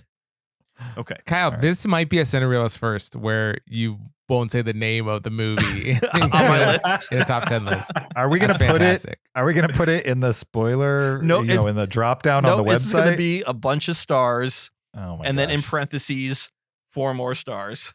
So if you really want to know the name of the movie, what they have to email in? Is that what we're saying? No. Like, how are they ever gonna know? There, if you know, you know, or you're James. Fair enough. You can email in your guesses. I would love that. Send in your guesses of what this movie is. My number 3. Zach, what is your number 3? Thank you. My number 3 is the Kariyanagi twins from Scott Pilgrim. They're the Japanese DJ twins that they fight in that Battle of the Bands, where they're both on Wait, stage. did you at the switch same to time. movies now? Yeah. Oh wait, we're on movies? I thought we were all on video games. It's a mixture. It's a movie. Come on. Okay. I love Also, it. there is a Scott Pilgrim video game where you fight them. True. Okay. I Fair think enough. I think it's right on the line within the boundaries. Yeah, it's just a cool fight. They have like a twin dragon thing, and Scott's band has like a big monster, and it's like a music battle, and it's a really cool scene in the movie, and I liked it. And I like that they seem intimidated because they come from a different country. They're Japanese. They play like synth music. It's crazy. It gives them powers. It's good. Nice. My number 2 is from 2008. It's Brennan Huff and Dale Doback from Step Brothers. Mm. Love that movie. It's one of the it's one of the handful of comedies made in the last 20 years that I can watch over and over and over again. Step Brothers is definitely one of those, like that, and Anchorman, and I'm trying to think of what else. I don't know, but Step Brothers, a movie that I feel like when I watch it, a decent nostalgia kick, even though it's from 2008. It's not really not that old. But yeah, it's a perfect comedy for me. It's one of those that the more you watch it, the funnier it gets. As long as you like sophomoric humor, I would say. And when it's done right, it's done right, and it's done right in Step Brothers. My number 2. Cool. My number 2 actually has 4 brothers in it. Their names are Leonardo, Donatello, Michelangelo, and Raphael. I can't believe I did not think of that. Oh, that's It is genius. 1990s, the original Teenage Mutant Ninja Turtles. Right. And this movie has held up so well in the last 33 years. It is so much fun to watch. I love this movie so much. It's so great. And all the brothers are different. They all have different relationships with each other. You know, you see them kind of like pair off, and like there's certain that are buddies and stuff like that. And it's great. I love this movie. 5-star movie for sure. I'm excited for that Seth Rogen animated version coming out. Yes, me too. The art It's gonna be style great. looks so interesting. to me. Right. Yeah. Yeah. But also just like kind of, I feel like these Ninja Turtles are actually teenagers. Yes. Whereas Yeah. I love 1990s Teenage Mutant Ninja Turtles. I don't know if they don't feel like teenagers to me. hmm They do at moments, but like Leonardo is a little mature Right. compared to some of the others. Yeah. for Whereas sure. this Seth Rogen one, I feel like, oh, I'm actually watching kids Mhm. in that sense. Yeah. All right. My number 2 is Big Night from 1996. This is a top 100 movie for me. It's one of my favorite food movies. It stars Stanley Tucci and Tony Shalhoub as 2 brothers who run an Italian restaurant that is struggling. I think it takes place in like the 40s or 50s. And they decide to throw on a big dinner for Louis Prima as a way to save their restaurant. And the whole movie is about them preparing for this big meal and then the actual meal itself. And the two brothers, they love each other, but they're both very different. Stanley Tucci is more of the businessman, and he wants to do what will keep the restaurant afloat. Where Tony Shalhoub is the creative one, and he wants to do authentic food and doesn't want to do spaghetti and meatballs for the tourists because that's not authentic food for Italian cuisine. And it's just great seeing these two brothers together, and they have a wonderful brother moment at the very end of this movie. Nice. Yeah. My number 2 is Cuphead and Mugman from the Cuphead games. I've talked about this game on end with my dad, but Kyle and Zach, have you heard of Cuphead? No. I have. It's an indie game where the basis of the game is it's a lot like Gunstar Heroes or Contra, like a shoot 'em up kind of platformer game. But the whole game is animated like it's a Fleischer, like rubber hose era cartoon. And it was all hand animated. It's a completely hand animated video game. And Cuphead and Mugman have a Cuphead and a Mughead, and they're brothers. And they emulate a lot of like how the Mario brothers are, very player 1, player 2 feeling. And I love Cuphead. And there's a Netflix show where it goes deeper into like their brotherhood and everything. And I would highly recommend watching that. I think that's where I've heard of Cuphead, is from Netflix. Yeah. Okay. Cuphead's an indie game, and when it got a Netflix show, that's when it really broke into mainstream. They look like, very like early Mickey Mouse kind of. Yeah. Yeah. Mm-hmm. If you watch the gameplay, though, it's kind of amazing. Like, they were able to capture those early cartoons in a video game, in like a modern video game too. Yeah. It's pretty the whole game took nearly a decade to make, and it's not even that long of a game. You can beat it in like 3 hours, maybe. And it's also brutal, right? It's like very it's difficult from what I understand. It's hard. It's very hard. It's basically a big boss rush video game. But yeah, it's like Contra in that it's very hard. Nice. My number 1, my favorite movie bros in movies is Toby and Toby Chiwetel Ejiofor and Tanner Howard from Hell or High Water from 2016. Yeah. Love this movie. It's about two brothers who rob banks together, and that doesn't sound like a very great relationship. Two brothers who are just this isn't the Wild West. It's set in modern times, and yet there's these two brothers. They're robbing banks, and you don't know why. They're just bad guys who want money, or what the reasons. And then over the course of the movie, you realize there are reasons, and that sometimes things are gray. I would say, like they're obviously doing a bad thing, but they're good guys. And so how do you kind of, it's not like this is the point of the movie, but it's a part of the movie to kind of like figure out in your brain why you're rooting for these guys, right? Are you rooting for them because it's fun to watch them rob banks? I mean, that's part of it. But also you're rooting for them because you eventually find out their motivations for doing this.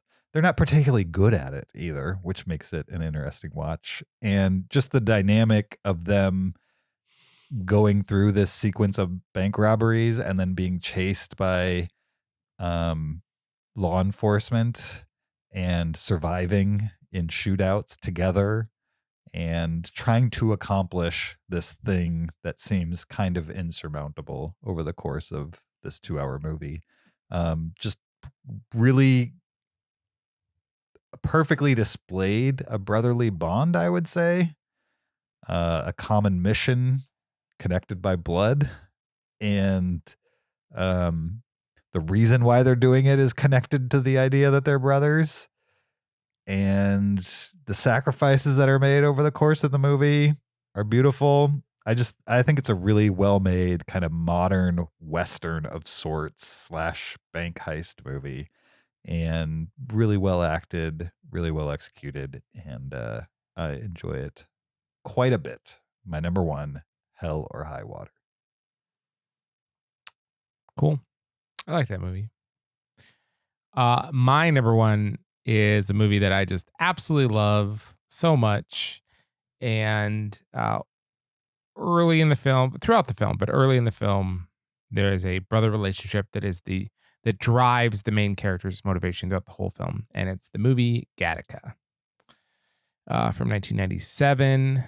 This movie stars Ethan Hawke and Jude Law. Also has Uma Thurman. And oh man, this is just the perfect movie in my book.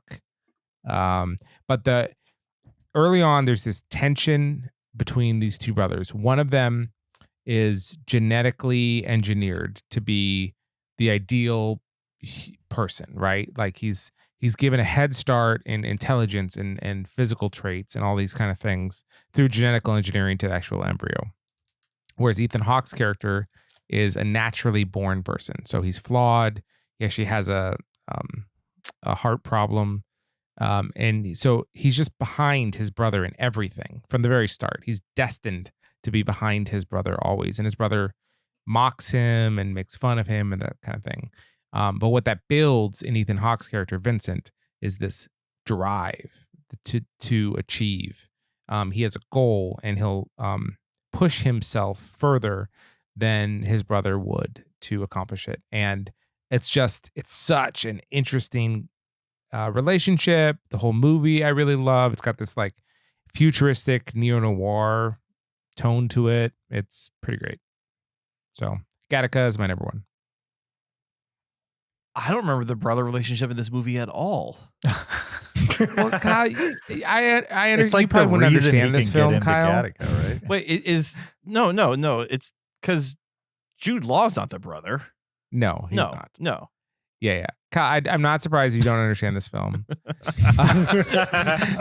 called this 30 years ago, whatever. Yeah. No, absolutely. There is a brother relationship in this film. Do you remember them swimming? Oh, yeah, the swimming. Okay. Yeah, that's his brother. It's kind of at the beginning of the movie, right? It's not through. Yeah. It's not throughout. Right, but it is this. It's what creates Vincent's character. impetus. Yeah, Okay. it's That's defining. For yes. him, yeah. Thank you. You always said I would never understand this movie, and I hate to Now you prove you do. right, but yeah. All right, good pick. I would have included it on my list had I not been a dum-dum. But my number one is a previously mentioned. This is actually Zach's number two, Teenage Mutant Ninja Turtles. Yeah, Zach, you and I, we rewatched this last time we hung out a couple years ago. Yeah, And it's good. It holds it's up. great. Yeah. Yeah, it's good. Oh my goodness. Has your son watched it yet? He has not. He's actually watching the Ninja Turtles Nickelodeon cartoon, so he's getting into it, and he's excited for that Ninja Turtles movie coming out that we're talking. So I think he needs to see this one also. I think he's a little creeped out by the animatronics. Like, Oh, okay. just the actual look of them. He says it's the teeth. He finds it a little creepy. So Yeah. we'll see if he wants to see it or not. But I'll happy watch this movie anytime. Especially the fact, I mean, they say they're brothers. I don't know, are they actual brothers or they all race together so they are like brothers? I don't know. I don't care because they act like brothers. They bicker and fight and, like you said, have different personalities, but when one's in danger and though they're in danger, they all help each other and they all care for each other. I think that's pretty great. And they I think they're a good example of brotherly love. Yeah.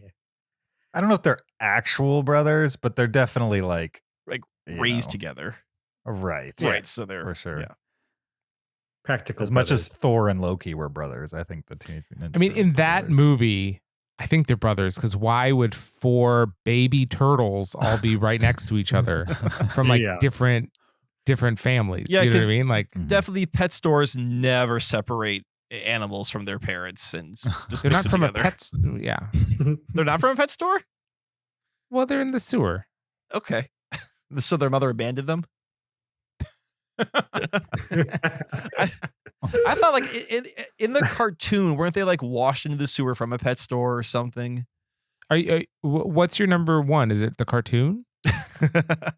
No, it's my number one is the Teenage Mutant Ninja Turtles. I guess technically, since this is a movie podcast, I will choose the movie.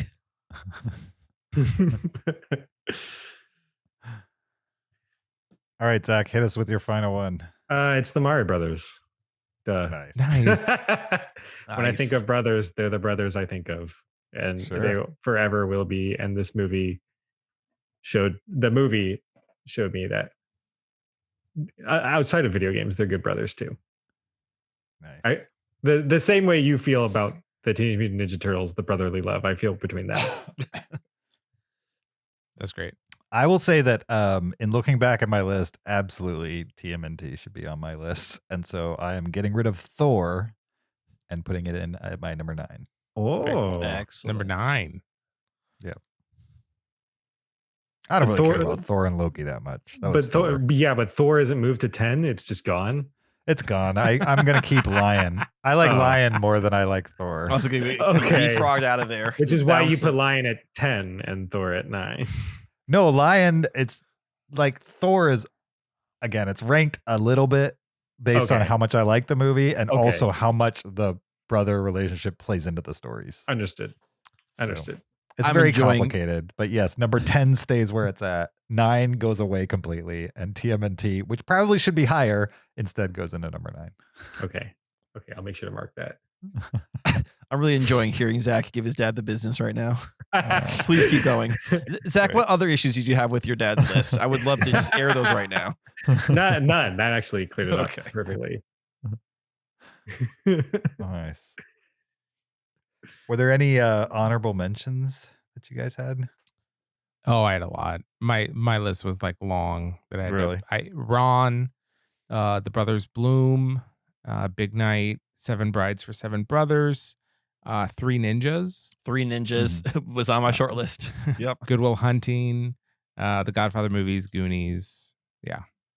They're not brothers Goodwill Hunting, are they? There's well- there's a brother relationship. Oh, in is it when they're Goodwill. Yeah. swimming at the beginning? Did I forget that part also? No. No. It's not Will Hunting's brother. It's well, although he has 12 brothers. But it's his friend and his younger brother. Okay. It's Casey and Ben Affleck are brothers. Yeah. In that movie. Oh, Casey Affleck's in that movie. Yes. It's been a long time since I saw Wow, Goodwill. you have not seen that movie in a Oh long no, time. He not is since like definitely in college. that movie. Yeah, it's been a Yeah. while since I've seen that movie. The only one I had that was on my list, and then Thor replaced it, ironically, was Georgie and the other kid from It. And that was also my short list. It's that brother relationship really motivated the whole story. Yep, for sure.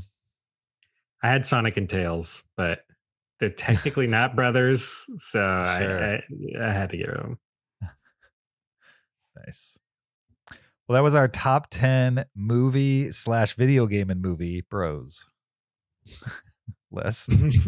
Hopefully you enjoyed that. If we missed something obvious, you should email it to us, heyguys@cinereelists.com. We are going to close this one out with a movie and video game related game from new Zach. Hit us, Zach. What is this? Yes. I know we've played it before, but it's been a while, so set us up. We've played it before. It's called the video game movie game, where I will give you a plot synopsis of a made up film. But the plot synopsis is going to be a mishmash of a video game and a movie.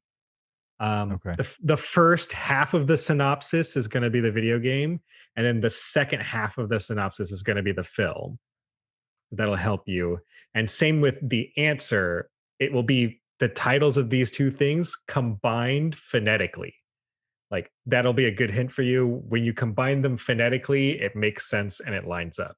Okay. and so where the video game ends, the movie game has already the movie started. title begins. Yes. Yeah, I have an okay. example for you. Okay. Love it. I would give you a synopsis like this. A pill-addicted spherical protagonist, Waka Wakas, on a quest to get rid the world of 4 ghosts. Luckily, this former criminal has happened upon some fashion-forward technology that gifts him with the ability to greatly manipulate the size of his body. So the video game is Pac-Man. Pac-Man. Correct, Zach. Thank Oh, you. Pac-Man. Ooh, that's gonna be okay. Pac-Man Yes. Man. So all the answers will phonetically combine together like that. as we go Pac-Man on. Man. And Pac-Man the Man. last time we played this, I picked some of my video game picks were too obscure. Clearly.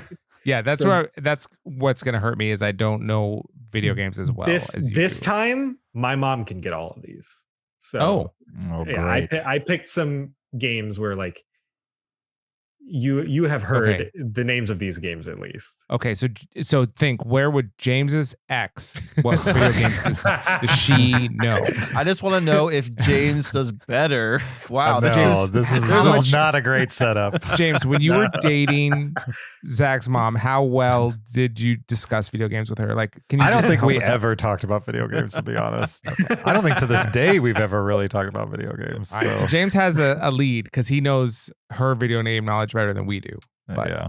okay. I don't Zach, think it's I hope you much gave your mom the exact same quiz, and we'll report at the end of this which one did better. You know Is what? she I'll do it coming on the after. show? Can she be our judge? Surprise guest. funny. I'm starting my own podcast with her where we're just doing this. Great. Perfect. Perfect. Okay, so I say just shout it out. If you know the answer, just shout it out. Great. Okay. And I've got a good chunk of these, so Okay. I think we'll just quickly go through these. Sounds good.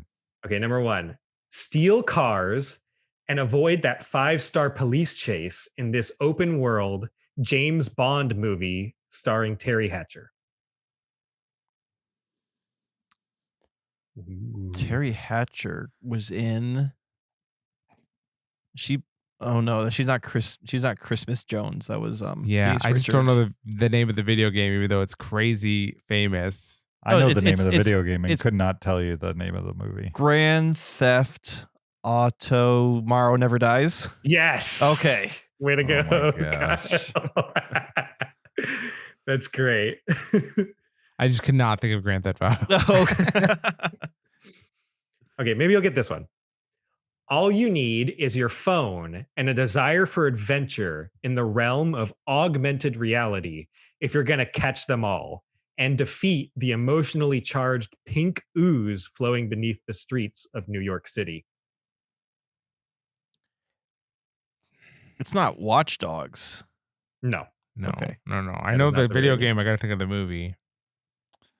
I know the movie and Oh. I do not know the video game. I can repeat if you'd Pink. like. Yeah. Yeah, Can you repeat it? Please do. All you need is your phone and a desire for adventure in the realm of augmented reality if you're going to catch them all and defeat the emotionally charged pink ooze flowing beneath the streets of New York City. Is this Pokemon Ghostbusters? Yeah. Oh, complete it. Right. but- Pokemon Ghostbusters Ghostbusters 2. 2. Yes. Okay. Pokemon Ghostbusters 2. All right. But how is Okay. that how is that combining titles? I don't Pokemon Go. Pokemon Go. Go for Pokemon Ghost. Gotcha. Ghostbusters. Yeah. That makes sense. Okay, next one. Lady Artifact Hunter searches ancient ruins for the secret god box that melts people's face when opened. Tomb Raiders of the Lost Ark. Yes. Nice. Got it. Or instantly. Laura Croft Tomb Raiders of the Lost Ark. Yeah, depends which. Lara generation. Croft. Lara. Yes. Lara. Lara. Here's another one. He's a police officer, magistrate, jury, and executioner that goes by the name of John Marston, and he's patrolling the Wild West on the hunt for his former gang associates. Wait. Oh, this is backwards now. Now it's Judge Dredd Dead Redemption. Yes. Okay, you flipped them. I flipped them. Some of these might be flipped. My bad. But come on, Judge Dredd Dead Redemption. That was That's amazing. good. That's good. Yeah. That's right. This is the best-selling video game of all time, and it stars a space-bound Fresh Prince and his prince. What? Yeah, what was that movie called? I never saw this movie. I know exactly which one you're talking about. I don't remember what that movie's called. It's 3 words. I have no clue what either of 2 them are. words. Can we hear it 2 again? words. Okay. This is the best-selling video game of all time, and it stars a space-bound Fresh Prince and his prince. His prince. Kyle, do you have any clue? I have no. I couldn't tell you what either of them Is are. this something after Earth? Yes. What's the What's the best-selling video game of all time? Super Mario After Earth? No. I don't know what the best-selling video game of all time is. Tetris GTA After Earth? You would kick yourself when I tell you. John Madden After Earth? No. No, it's got to end in after or some sort of lead into it. A Um, lot of kids play this. Whole lot of kids play this. Like Minecraft Ever oh, After? Minecraft Earth. After Earth? Yes. Yes. Minecraft Nice. Earth. Good job, James. I'm not sure I got that before you did, Kyle, but It's Fortnite After Earth. right. Right. In this creative venture game, you have the power to create the perfect utopian society or overrun it with young adult genetically modified acrobatic reptilians. Okay. Give it to us again. Okay.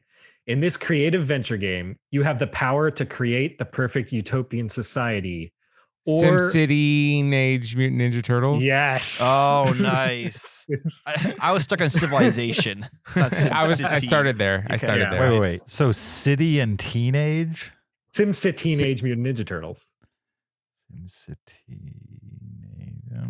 Okay. All right. I think it's stretchy, but whatever. Zach's mom got it. I know. Allegedly. I don't know. I haven't tested her yet. Fighter, thief, black belt, red mage, white mage, or black mage. 4 of these souls will be destined to party up as the warriors of light and save the world from that temperamental racehorse, gifting hopes and dreams to the struggling working class of the Great Depression. What? Yeah, that's a long one. I don't. Oh, Come on, you got it. Come on. I know what game you're talking about, but I don't Hmm. remember the name of the game. It's kind of like a beat 'em up with 4 players. Not really. No? Old school RPG games. Old school story-based Old RPG school. games. This Final Fantasy Secretariat or something like that? No, You're Final so- Fantasy Biscuit. Yes. Oh, Seabiscuits. Wrong one. Okay. I was on the wrong horse movie.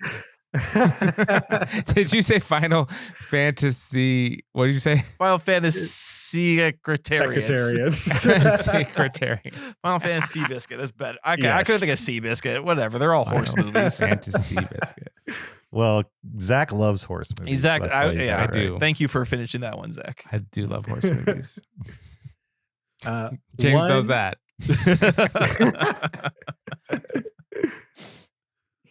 1, 2, Freddy's coming for you. 3, 4, better lock your door.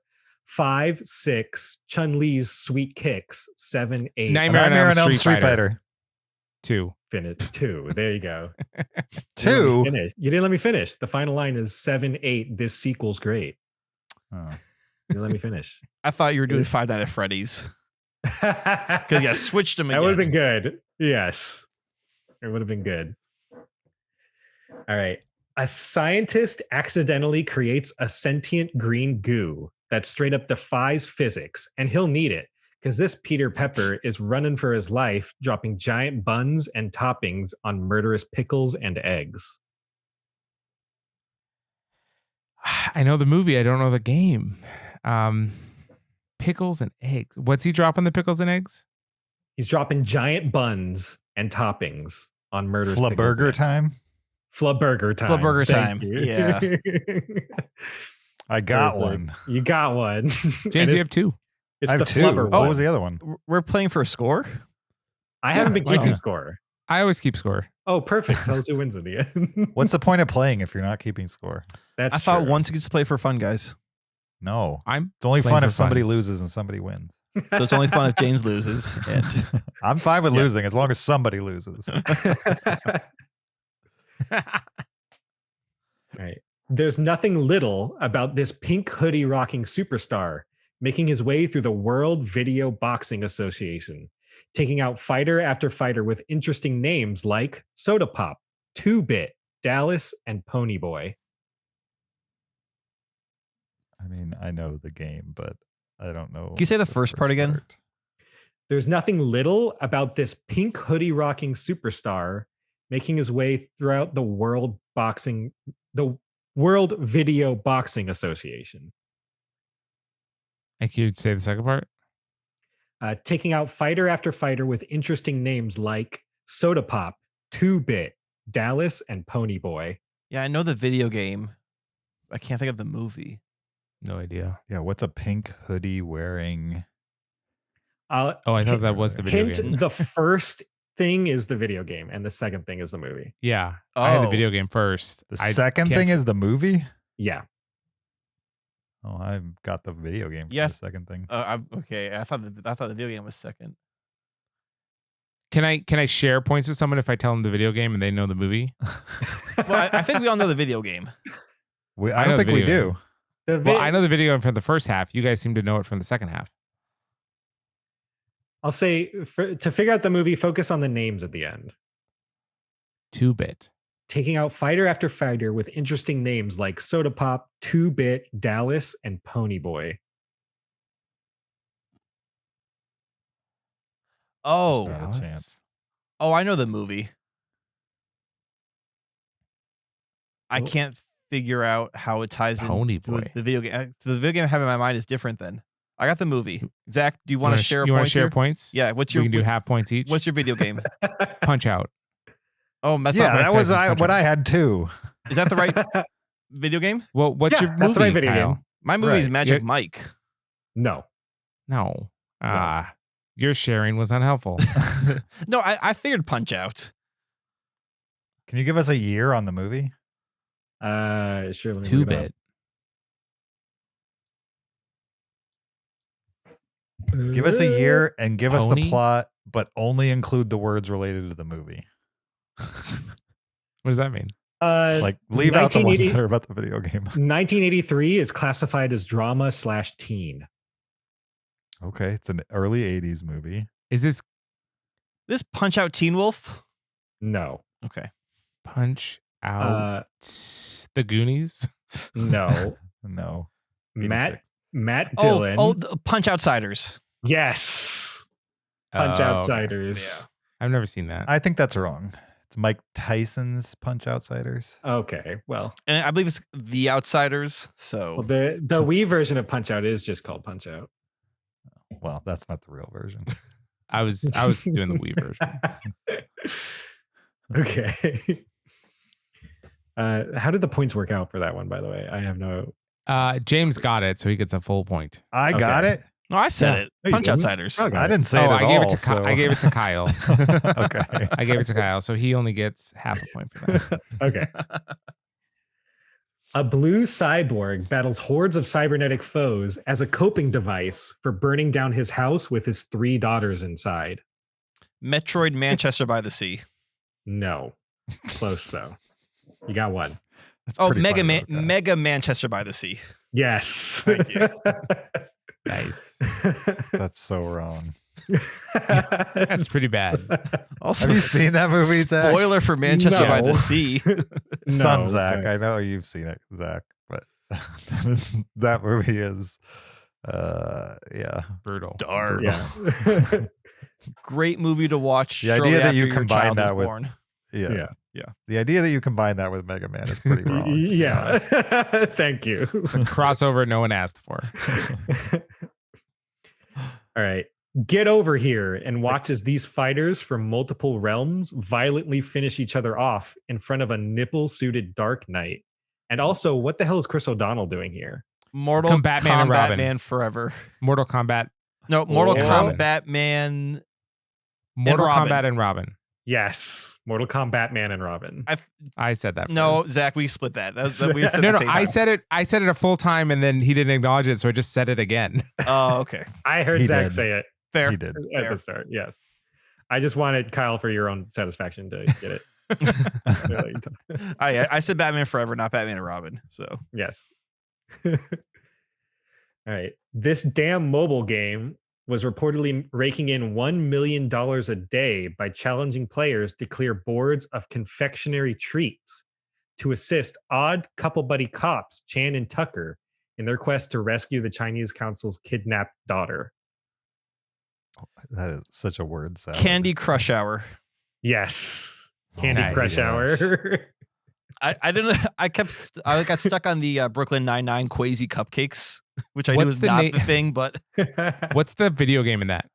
Candy Crush. Crush. Candy Crush. No, sorry. What's the movie in that? Rush Hour? Rush Hour. Rush Hour. Okay. Yeah. Candy Crush Hour. I just Love don't remember the plot to Rush Hour, to be honest. This VR masterpiece combines the genius of Guitar Hero with the badassery of Star Wars for a dual-wielding experience that sets the user in a Civil War era black and white experience that leads to, fun fact, the rise of the KKK in real life. Okay. I got the movie. I know the game. Oh, James, you wanna are we split doing this? halvesies again? Can you say the first half for the game again, please? This VR masterpiece combines the genius of Guitar Hero with the badassery of Star Wars for a dual-wielding experience Just keep going. that sets the user in a Civil War era black and white experience that leads to, fun fact, the rise of the KKK in real life. Yeah, I got the movie for sure. I don't know the video game. All right. Whoever gets it first wins, Kyle. Okay. Okay. So on 3, you say what you know, and I'll say what I know. Okay. Ready? Yep. 1, 2, 3. Beat Saber. Birth of a Nation.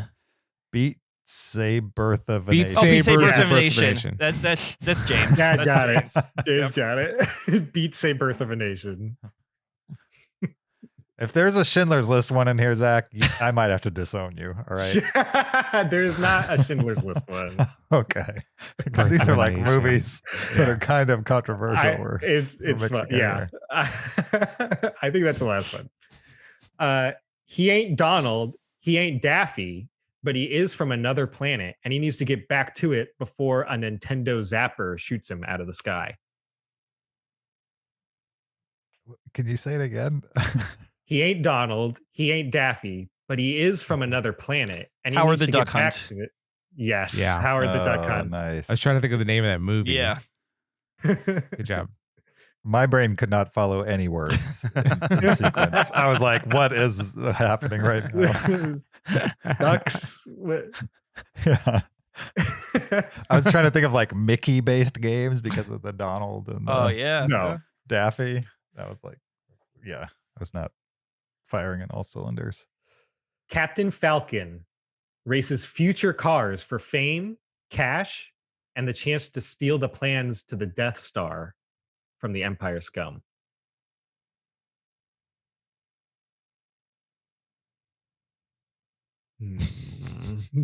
Oh, I had the. Okay, I had the movie. I had the video game, but then it doesn't fit with the movie. So Give it to us again. Captain Falcon races future cars for fame, cash, and the chance to steal the plans to the Death Star from the Empire scum.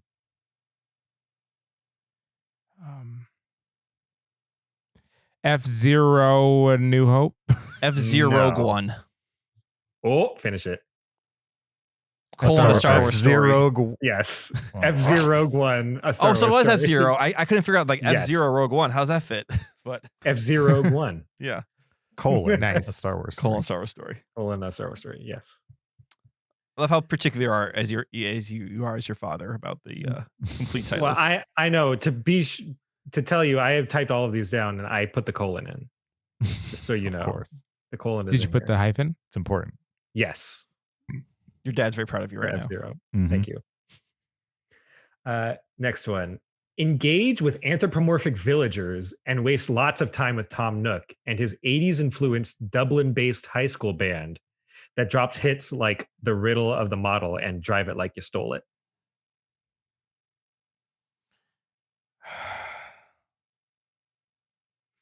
Can I hear can we hear it again, please? Engage with anthropomorphic villagers and waste lots of time with Tom Nook? Animal Crossing Street. Yes. Mhm. Animal Crossing Street. I just couldn't coulda think of the video gotten game there. name. I knew you guys would get the movie. You mentioned it so many times during this Yeah. podcast. Have you seen that movie? No. You should absolutely see At Sing this point, I'm Street. going to see Sing Street. Yeah. I think You would like it's on Netflix, isn't it? Yeah, probably. All right, couple more. Your favorite plumber gathers his friends and enemies together for a game night that swiftly sees them joining forces with a band of puppets to take down Kim Jong-il. Soup. Ooh. I don't know the video game. It's one of the Marios that I just don't. Don't think mainline Mario. Yeah, well then I'm out. Okay. Again, please. Your favorite plumber gathers his friends and enemies together for a game night that swiftly sees them joining forces with a band of puppets to take down Kim Jong-il. Mario Party America World Police. Yes. Okay. Nice. Well earned.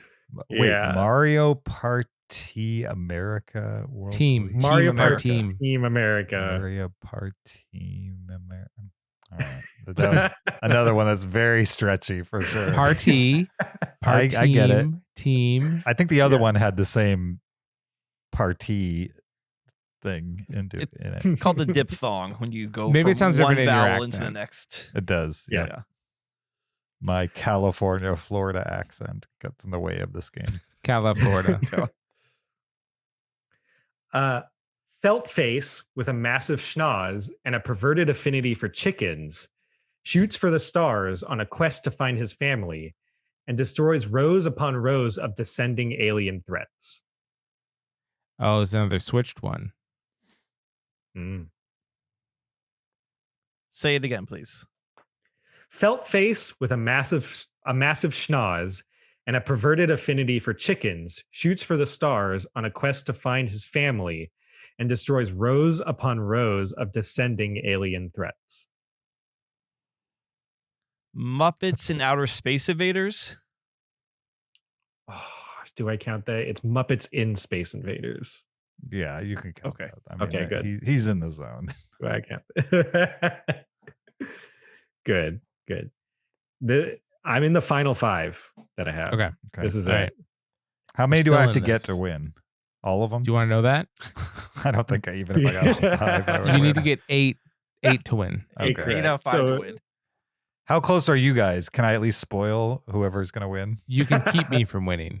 All right, perfect. It's me against Zach. All right.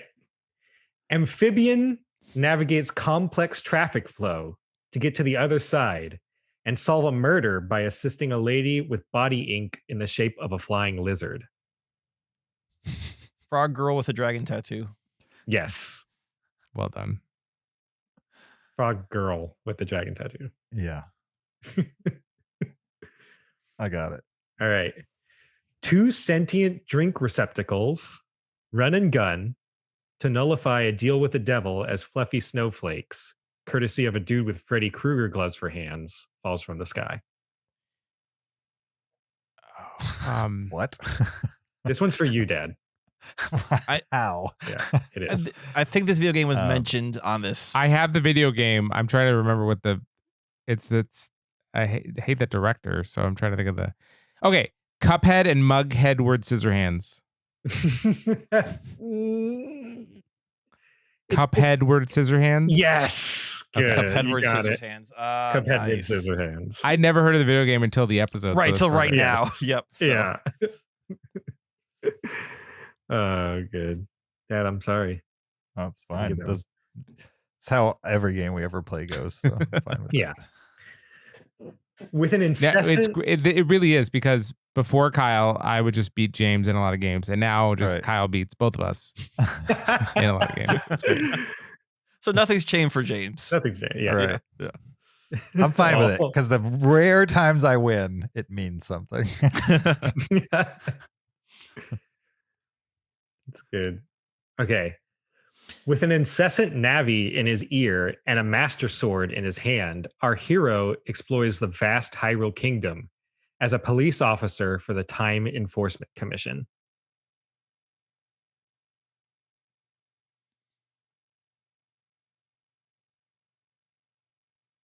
Ooh. Okay. Gotta go again. With an incessant navy in his ear and a master sword in his hand, our hero explores the vast Hyrule kingdom. Hey, Loki. No. No, that's good As a though. That's police- good. As a police officer for the Time Enforcement Commission. I don't know the game. I know the game. the I don't have the game. movie. The game is a very Really? famous. The movie's easy. There was like one word there at the beginning that like should tell you the movie right away.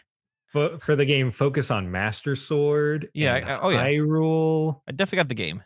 And if you know the Who has a movie, Master Sword? you can pretty easily. I know the movie now. Oh if Oh my it's not- goodness. Why if it's not can't Loki. why can't I get the movie? James, do you know the game? I don't. I mean, I know the genre of the game, but not which. Is it specific Halo? one. No. No. I don't know what a Master Sword is. Okay, Well, can you say don't this?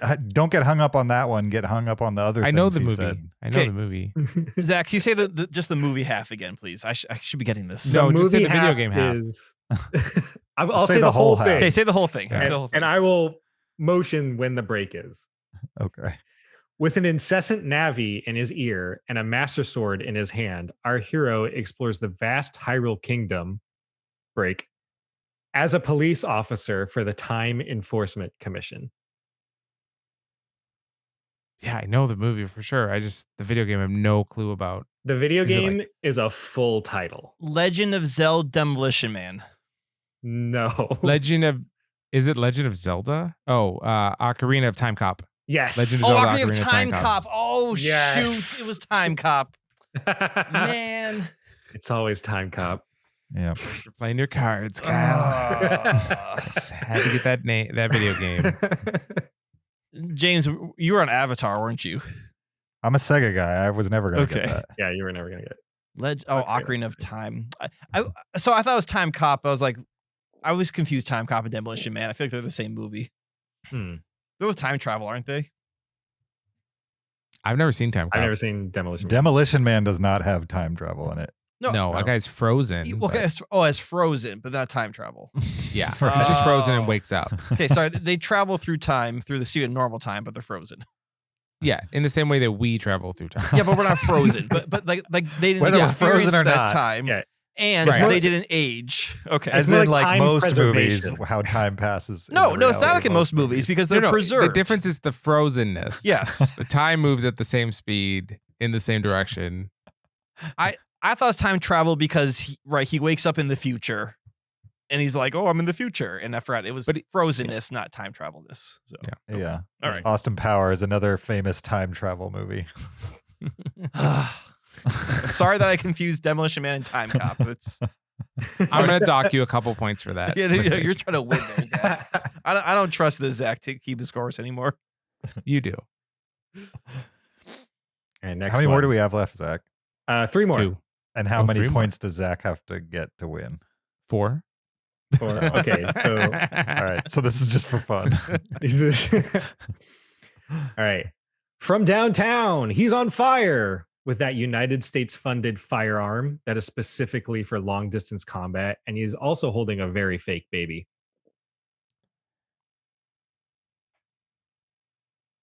Can you read that one more time? All right. From downtown, he's on fire with that United States funded firearm that is specifically for long distance combat. And he's also holding a very fake baby. Long distance combat. I mean, I know the game, but I Yeah, I have think we all no got the clue on game. the movie. Yeah. I'm I trying to have think of no the clue movie. on the movie at all. With that United States funded firearm that is specifically for long distance combat. And he's also holding a very fake baby. Oh, NBA Jam American Sniper. Oh, Yeah. That's good. Yeah. Yeah. I like that. NBA Jam American Sniper. That is a very fake baby. I forgot about that controversy. Okay, how he's like shaking it the whole time he's holding it to try and make it look like it's real or something. Yeah. All right. A plumber leaves his blue collar calling behind to pursue his doctorate and eradicate viruses, like the one who infiltrated his beloved golden pooch when he was a young lad. Golden infiltrated. Infiltrated. That's the wording I chose, but This really is not how my brain works. Like, I cannot think of Yeah. two Golden Two dog when he's a separate young but boy. like completely different forced- things and mix them forced together. related items. Can you say it Yeah. again? I might have it. A plumber leaves his blue collar calling behind to pursue his doctorate and eradicate viruses, like the one who infiltrated his beloved golden pooch when he was a young lad. Dr. Mario Old Yeller. Yes, Dr. Mario Yeller. He infiltrated him. The virus did. The virus did. The rabies. Oh, like the one that Yes, infiltrated. yes. Okay, the Yes. virus infiltrated him. I was thinking about Sure. the doctor infiltrating him. Okay, perfect. Do we want to make the last one worth 30 points? Yes. I Yes, think please. it to be interesting. No. Yeah, Zach, it's your game. You make the rules, so it's up to you. Nah, this is for fun. It's only 1 point. It could be worth 11 points. I won't. 11 points? Is that what you need to Yeah. win? That's what James needs to win. All right. Choo choo, all aboard the South Korean zombie train. Thankfully, we can outrun it with this super fast, spiky blue critter. Train to Trained to Busonic Busonic the Hedgehog. That was at the exact same time. That's You correct.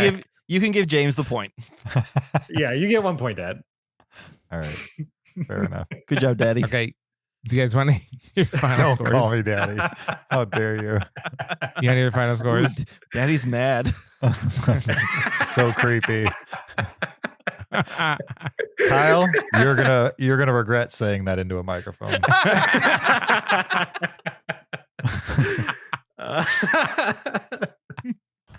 Flag. All right, James got 4 points. Zach got 7.5 points. Mm. And Kyle got 13.5 points. Nice. Yeah. Way to go, Kyle. As much as I suck at that game, I do like that game. No, Yes. that's Oh, Yeah. you did a great job writing those clues. They were awesome. Thank you. excellent job, Zach. Thank you. Thank you. Well, thank you, the listener, for listening to this episode 577 of the Cinereelists. We appreciate your listenership. Thanks for hanging out with us, talking Super Mario Bros. And other Bros movies, and playing a little game. It was great. Don't forget, you should always check us out on YouTube. Check out the video version of the podcast. Subscribe, watch while you listen. Check us out on Patreon. Get extra after show audio. Leave us an Apple Podcast review, or send us a listener email. We'd appreciate any of those types of things. You could also follow the podcast on Facebook, Twitter, Instagram, or TikTok at Cinereelists, or you could follow me on my personal Twitter or Letterboxd account at YoJRB. You follow me on Twitter or Letterboxd at Shaubin. You can find me on Letterboxd at Peter SKB. Zach, where can the listeners find you online? On Twitter, really, only Twitter at BubbyZB, BUBBYZB. Nice. We'll have a link to Zach's Twitter in the show notes. Thanks for being on the podcast, Zach. Thank you. I had a lot of That's fun with great. this one. It's great. Great as having you always. back. Thank you. Next week, we will be discussing Air, aka the first movie that Ben Affleck and Matt Damon have. Well, I don't know. They were in a bunch of movies with Kevin Smith, so maybe it's not the first movie back where they're together. First movie in a long time that they've been in together. They were in the Say last that. duel like 2 years ago. You're right. It hasn't been that long. I don't know what I'm talking about, obviously. Just a Matt Damon, Ben Affleck joint. When it comes to Ben Affleck and Matt Damon movies and Moses and Ramses, I don't know what I'm talking about, clearly. But we'll find out more about those movies. What should we do for a list? Should it be Ben Affleck, Matt Damon movies? Should that be the accompanying list? Are there 10 of them? That's the next question. I think I did some Matt Damon trivia about this recently, and I believe there are more than 10 Matt Damon Ben Affleck movies. Really? Interesting. Yeah. Okay. I Well, don't maybe know. that'll be the list. That You might guys should definitely do. You should do movies that take place in the air. Gas-related films. Movies where time acts exactly how it does in reality. Yeah. What was the other one that somebody gave us? Movies of the last 23 years that Directed by famous directors, starring famous people. right, starring famous people. Right.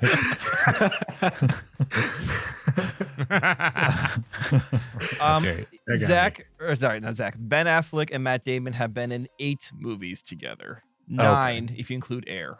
So not we could enough do, to make a list. we could do a top 9 list, and then Wait, 9 if you include Air? well, because when I made that trivia, Air had not come out yet, so it was only 8. So that's why I said Yeah. 8, and then realized now we have Air for 9. I think we got to wait till 10. We think it's out. Yeah. Have we done basketball movies? I don't make the rules. I don't know if we've done basketball movies. I don't know. I if would I've love to do basketball seen movies. A lot of basketball movies.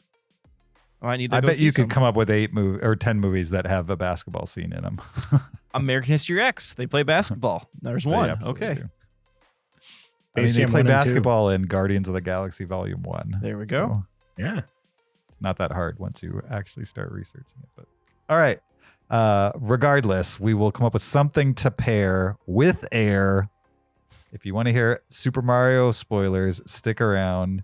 And if you don't, we'll see you next time. Until then, keep it cinereal.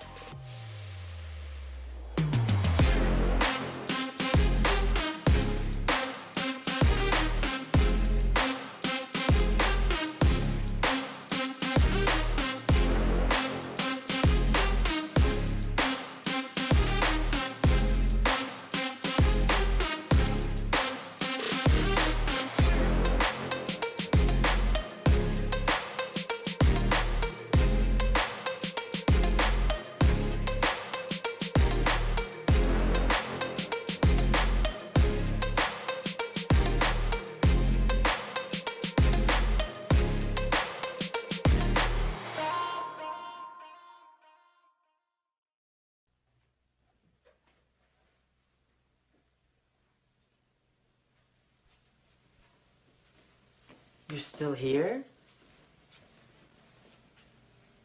It's over. Go home. Go.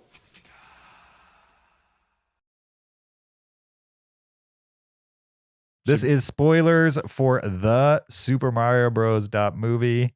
If you haven't seen the movie and you don't want to be spoiled, then you should pause it right here. You should come back to this and listen later. If you have seen the movie or you don't care about spoilers, then listen on.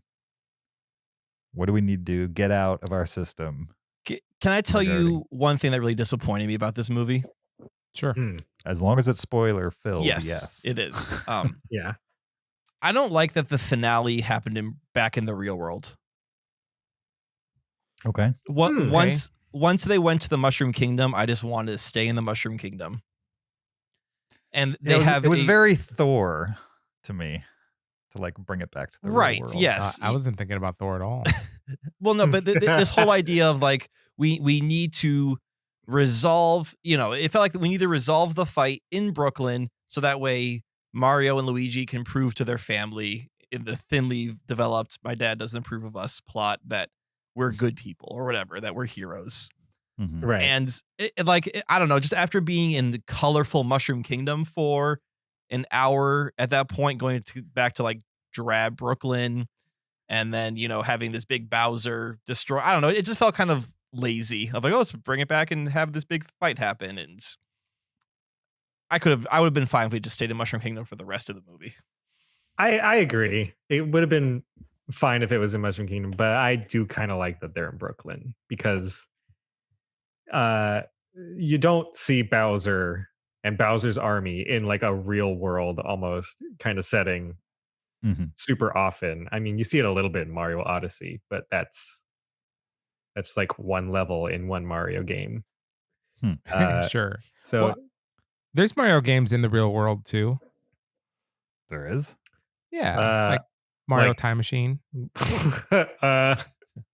we're gonna count that. How obscure are we gonna get with these games? Because That's a great game. That's a Mario great is game. missing. Yeah, Mario's Remember that missing too. one? Those, Yeah. those are the CDI games. They're not good. Mario games. and Sonic at the Rio 2016 Olympics. That's real world. That's not real. Rio's not real. I was fine with it being in Brooklyn. I had no problem with that, and it raised the stakes a little bit because now it affects the our world. Mhm. Bowser can destroy us with his superstar. I know, but I'm just it's one of these things that bothers me in movies and in general, where you have like something come through a portal and destroy a city block. And like, what's the implication of the thousands of people that were killed by Mario screwing up and sending that, that bullet through the portal, and then Bowser gets sucked through and this big thing erupts, and I don't know, it just like that stuff is like, it's heavy on me. While we're airing grievances, I want to say my one big one, and that's Cranky Kong. That character, he is not cranky at all. He was just an old little cranky king dude, but not nearly as cranky as he should have been. Exactly. In the Donkey Kong games, Cranky Kong is back in my day, man. Yeah. He's offensive. He is yelling at the player to do better, and like, man, I beat this game in an hour with one life, blindfolded. And Cranky Kong in this movie, just I don't know if it's Fred Armisen's delivery or if it's just what he had to work with. Didn't sound like Cranky Kong. Didn't feel like Cranky Kong. It just felt like a King Kong, Sure. I could see that. Kyle, what did you say you want to talk about in spoilers? And Zach's like, oh, I have something for that. Oh, okay. So there was like that blue flame or that blue star that was in the cage with everyone the else. Luma. Yes. And it had this very dark view on life. Yeah, exactly. Yeah. And I didn't get that reference whatsoever. So I'm sure someone explain that to me, please. So that is a Luma. They're from Mario Galaxy, which was the big Mario game on the Wii. Okay. And they are, the joke, I guess, is in the games, they are super cheerful and cutesy. They're kind of honestly a lot like the Toads, where Mario just kind of has to protect them and help them. So it is a little funny, I guess, to hear Aluma saying all these dark and horrible things. Yeah. Yeah. Cheerfully depressed. Type of thing. Yeah, exactly. Yeah. I mean, it was funny for a little bit, but I think they definitely dragged it. It got a little much after a while. Yeah, there was a lot of this movie I felt Nintendo. That Luma was like, this is Illumination. This is nothing to do with Nintendo. And typically, when Lumas are in anything Mario related, Princess Rosalina is involved. Yeah. She's the princess from Mario Galaxy. She's the mother of the cosmos. She's the mother of all the Lumas.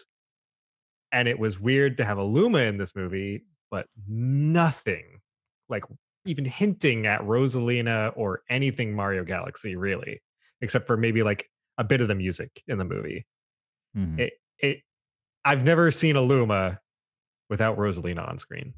So that was a little weird, but like that character could have just been a Goomba and it would have had the same exact effect. Right. Yeah.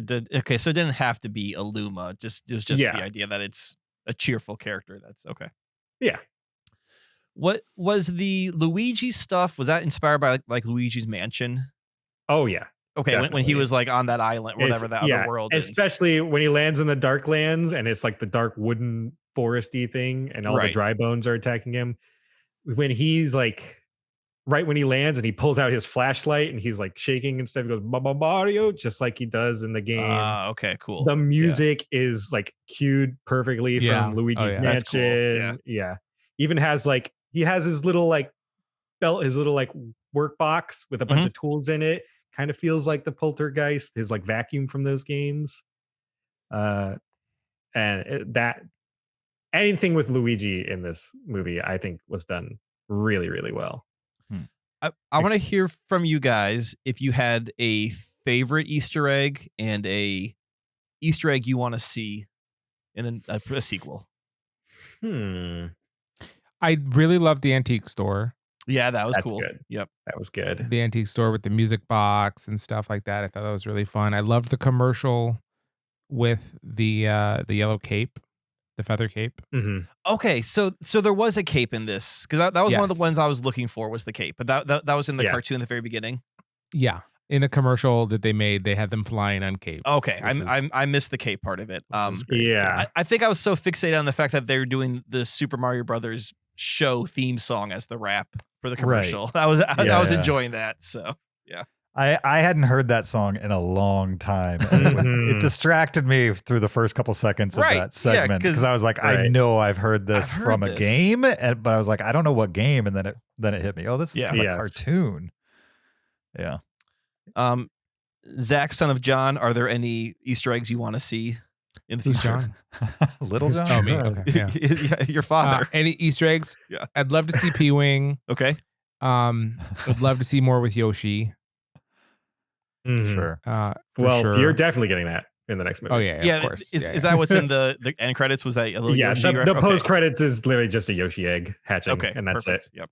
Yeah. So That's probably the biggest thing they held back as far as like what Yeah. people would want from a Mario movie. Right. also not an insane stinger because you see Yoshi's in the movie.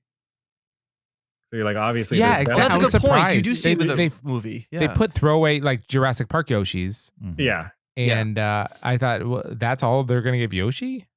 So that was too Yeah. bad. But They got to save something for the other movies. oh sure, I'm for surprised sure. they even put that in and just didn't leave it for the end credits. Yeah. I want Wario in the next Wario Mario would be movie. great. I Wario love would Wario. be amazing. If you have like make Bowser just like a joke villain in the next movie and make Wario the real villain, I think that'd be great. I'm a big fan of Bowser's Kids, and we had the Oh, yeah, the one Koopalings. piano reference, the Ludwig, Mhm. Yeah. piano, which I thought was awesome way to put that in. But I really like his kids because they all have unique personalities and looks, and I think you'd have a lot of fun with that. Oh But yeah. Anytime I play, they still have a lot of things to play with. They still have Dr. Mario. Right. They have Yeah. all the sports games. They could do a movie where like somebody's forcing Mario to play sports. Like an and run Olympics through or some golf and sort of- baseball yeah. and- yeah, all that kind of stuff. They kind of not ruined. They kind of burned the kart thing already. So I don't know how you'd, make a movie where a kart race is a big important plot point because they already did that. Yeah. But I like that sequence of the kart race. Is a lot of fun. I Mhm. like that they Yeah. actually had the Rainbow Road cheats on it. How you can fly off the edge and land farther down the track. Yes, you caught that too. That was a cool little Easter egg. That was so good. Yeah. they really should have made a family joke during the kart race, though. That would have been awesome. Oh, get a little Fast and Furious in there. Yeah. I wanted more Mad Max from that Mario Kart race sequence. I kind of felt like they were going to make a reference like that, and then they didn't. Yeah. Yeah, I was expecting there to be like a guy playing guitar on one of them, or like some Fury would've been Road, great. and they didn't quite go there. It seemed like a missed Yeah. opportunity. I agree. Do you guys have any other Easter eggs you either liked or wanted to see? I really liked Mario's room in Brooklyn because that room is where you see the most non-Mario Easter eggs. Mhm. There's Easter eggs to all kinds of other Nintendo properties in that room. Like Mhm. posters and stuff on Mario's wall that are like Metroid, and you see an F-Zero poster. They haven't made an F-Zero game since the GameCube. So Sure. it's cool that they're referencing. He's playing Kid Icarus on an NES, and on top of his TV, he has a figure of an R-Wing, the spaceships from Star Fox. Oh yeah, That whole room is Yeah. super cool. That whole room is like very. I like the whole room, but the idea that like Mario, which was the launch title for the NES, Yeah. is sitting in his room playing an NES is Exactly. a very In meta In thing this to world, put in the Nintendo movie. exists, but Mario is not. Oh yeah, their and mascot. there's an arcade machine for Jumpman. Yes. Yeah, I saw that. That was That cool. was fun. And Yeah. so the guy, like right after the commercial's done, and they're Mhm. talking about like, I don't know, was the accent like too much or anything?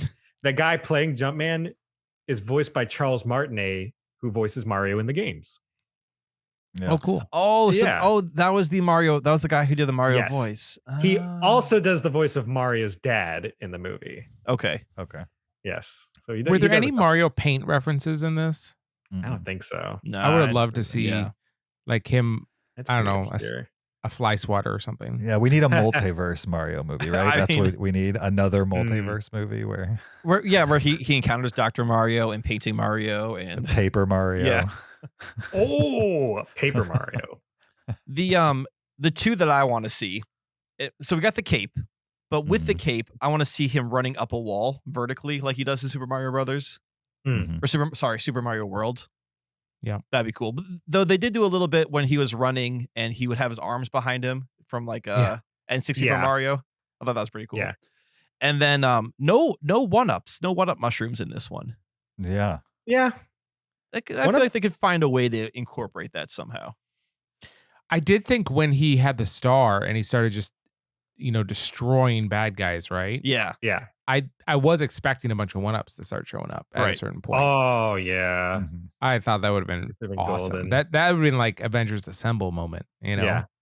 But Mhm. we they didn't go for it. They didn't do a lot with coins either. Like they were present, but there wasn't any use Reason for why them. people had coins. Exactly. Or like Yeah. going to collect coins or anything. Yeah. Can I share the smallest Easter egg I saw? Yeah, Sure. please. During that fight, the end fight in Brooklyn, you see a bunch of businesses on the streets and stuff, and a lot of the businesses are references to Nintendo properties. There's a balloon fight, car wash. There's a bar that in French the name is Duck Hunt. Yes. Yep. But the coolest one I saw was just way up for a couple frames. You see an ad for playing cards, which is what Nintendo started doing. Yes. before Oh, that's they made right. Yes, and it was the spade from Yes. Mario 3. Yes. Exactly. Yeah. And that's just, and it's only there for half a Yeah. second. And I caught But it's like it. no other spade looks like that. That is definitely exactly. the matching game. Absolutely. Yeah. It's just, that made me happy. I want to see a Mario 3 like land in a sequel one. Where everything's very boxy with bolts in the boxes and everything. They should do Big Small World where all the enemies and blocks are huge. Oh, yes. Oh, yeah. Yes. That was a fun world. That would be fun. I liked that they had the Super Mario World similar map, Yeah. of their world. Like it was different. They had changed it obviously, but it was in the same style. I thought that was really Oh, cool. yeah. Like the zoom out. Yep. That was cool. Yeah. Mhm. I think my favorite Easter egg was when they showed Mario first breaking bricks. They showed him punching them. Just because, I think for years everyone thought that he used his head to destroy things, and Yeah, it was right. finally established. No, he's not using his head. He's always been punching. Even if you look at the little 8-bit sprite, you see his little arm go up. So I thought it was cool they showed him actually punching bricks. Mhm. There, in the part of the film where his dad is like, "Why are you wearing white gloves? You're a plumber." And he says, "I wear it to stand out."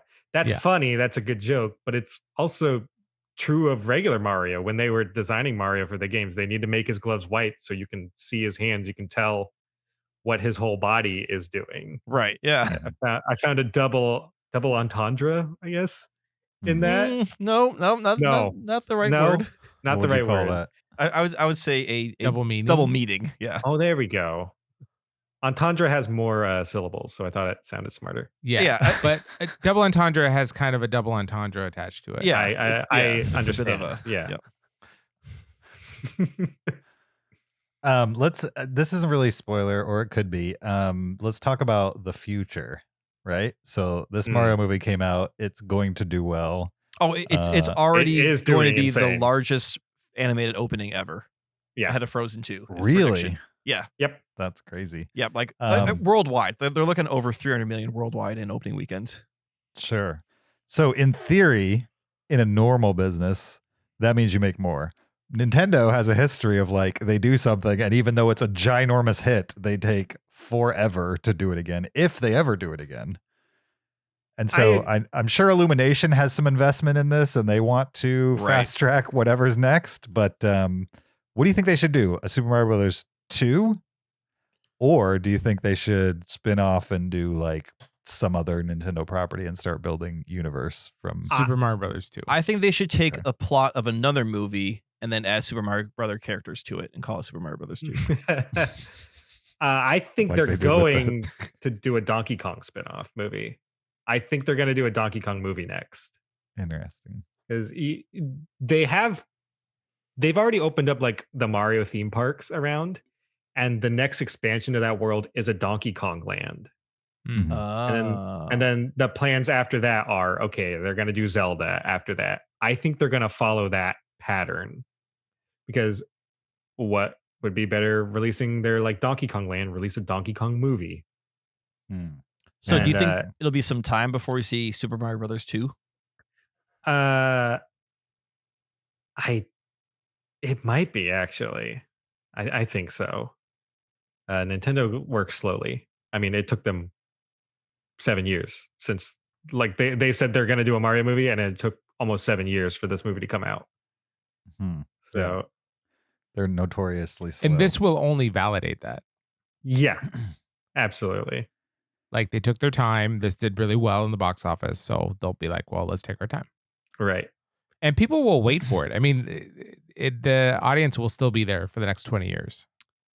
Yeah, I don't know like if my son's going to want to see a Mario movie in 10 years from now, like when he's 17. 15 or Mm. something. Right, you're right. But there will you be will still want to, and the kids at that age will still want to.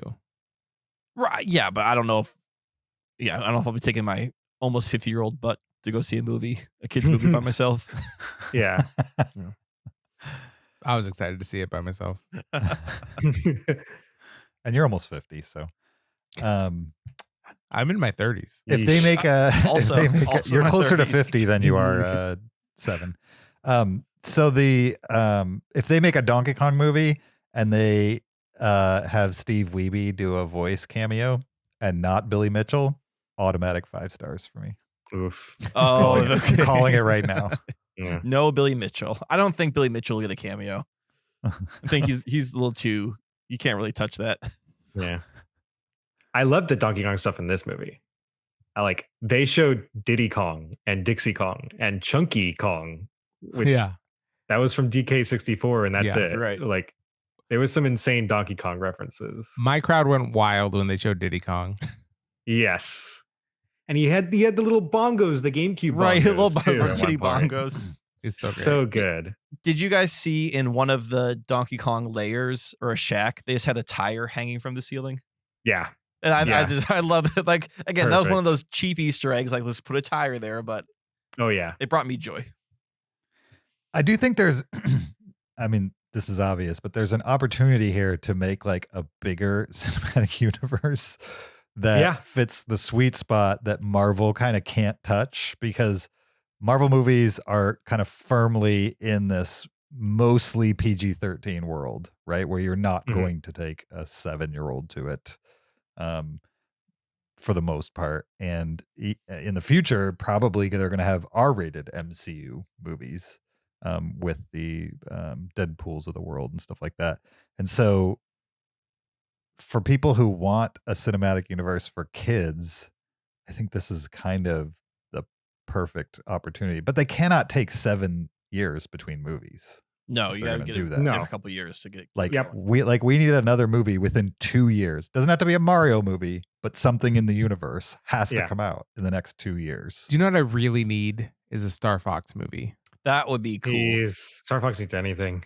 Yeah. Though I will say I get a little upset by like the more realistic Star Fox gets, the more upsetting I find the whole just walking fox thing. I know, Zach, you're all into like anthropomorphized foxes, but like I don't know, for whatever reason, like Star Fox, he's not very foxy looking. Like he's just, I don't know. He's not very foxy. No, He's just a not fox. foxy, like as in fox like. Right. I think the Star Fox characters look realistic. They look awesome. Oh no, they get more upsetting. I want the real- ships to be polygons for sure. and just like shooting like little triangles out of them. Yeah. Okay. Yeah. For sure. Yeah, and then like Metroid can be like their hard PG movie, you know. Oh, Yeah, that's like gonna be PG-13. R right there. I do think if you make a cinematic universe and make this Mario movie like the base of it, that means they all have to be animated. For sure. And I while think they do. I would be totally fine with an animated Metroid or an animated Zelda, I would really like to see a live action Metroid or a live action Zelda.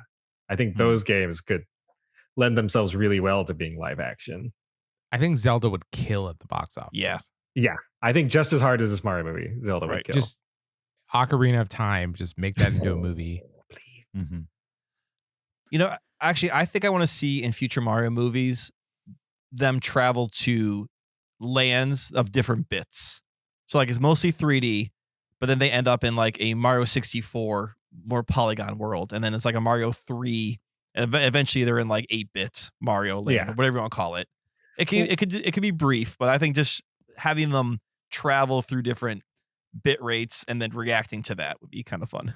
The little part where they're traveling from the Mushroom Kingdom to the Kong Kingdom, where it's showing them going through like all these different landscapes. There are all levels from different Mario games. Yeah. The first one had the little cannon and stuff. It looked like Bob-omb Battlefield from Mario 64. The desert is from Tostarena. That's in Mario Odyssey. Even the mountains are the mountains in the background in New Super Mario Bros. U. Like it's set up that all of these levels and all of these worlds do exist within the movie universe. They're just in between the Mushroom Kingdom and the Kong Kingdom, I guess. And you could even, in the map that they showed, there was Yoshi's Island. Like Yoshi's whole island is there too. Mm-hmm. Yeah, so great. Anything else spoiler on Super Mario Bros. Movie? No. All right.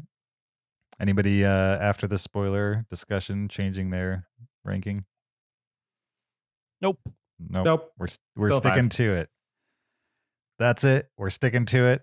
We'll see you guys next time. Thanks for listening. Bye-bye. Bye-bye.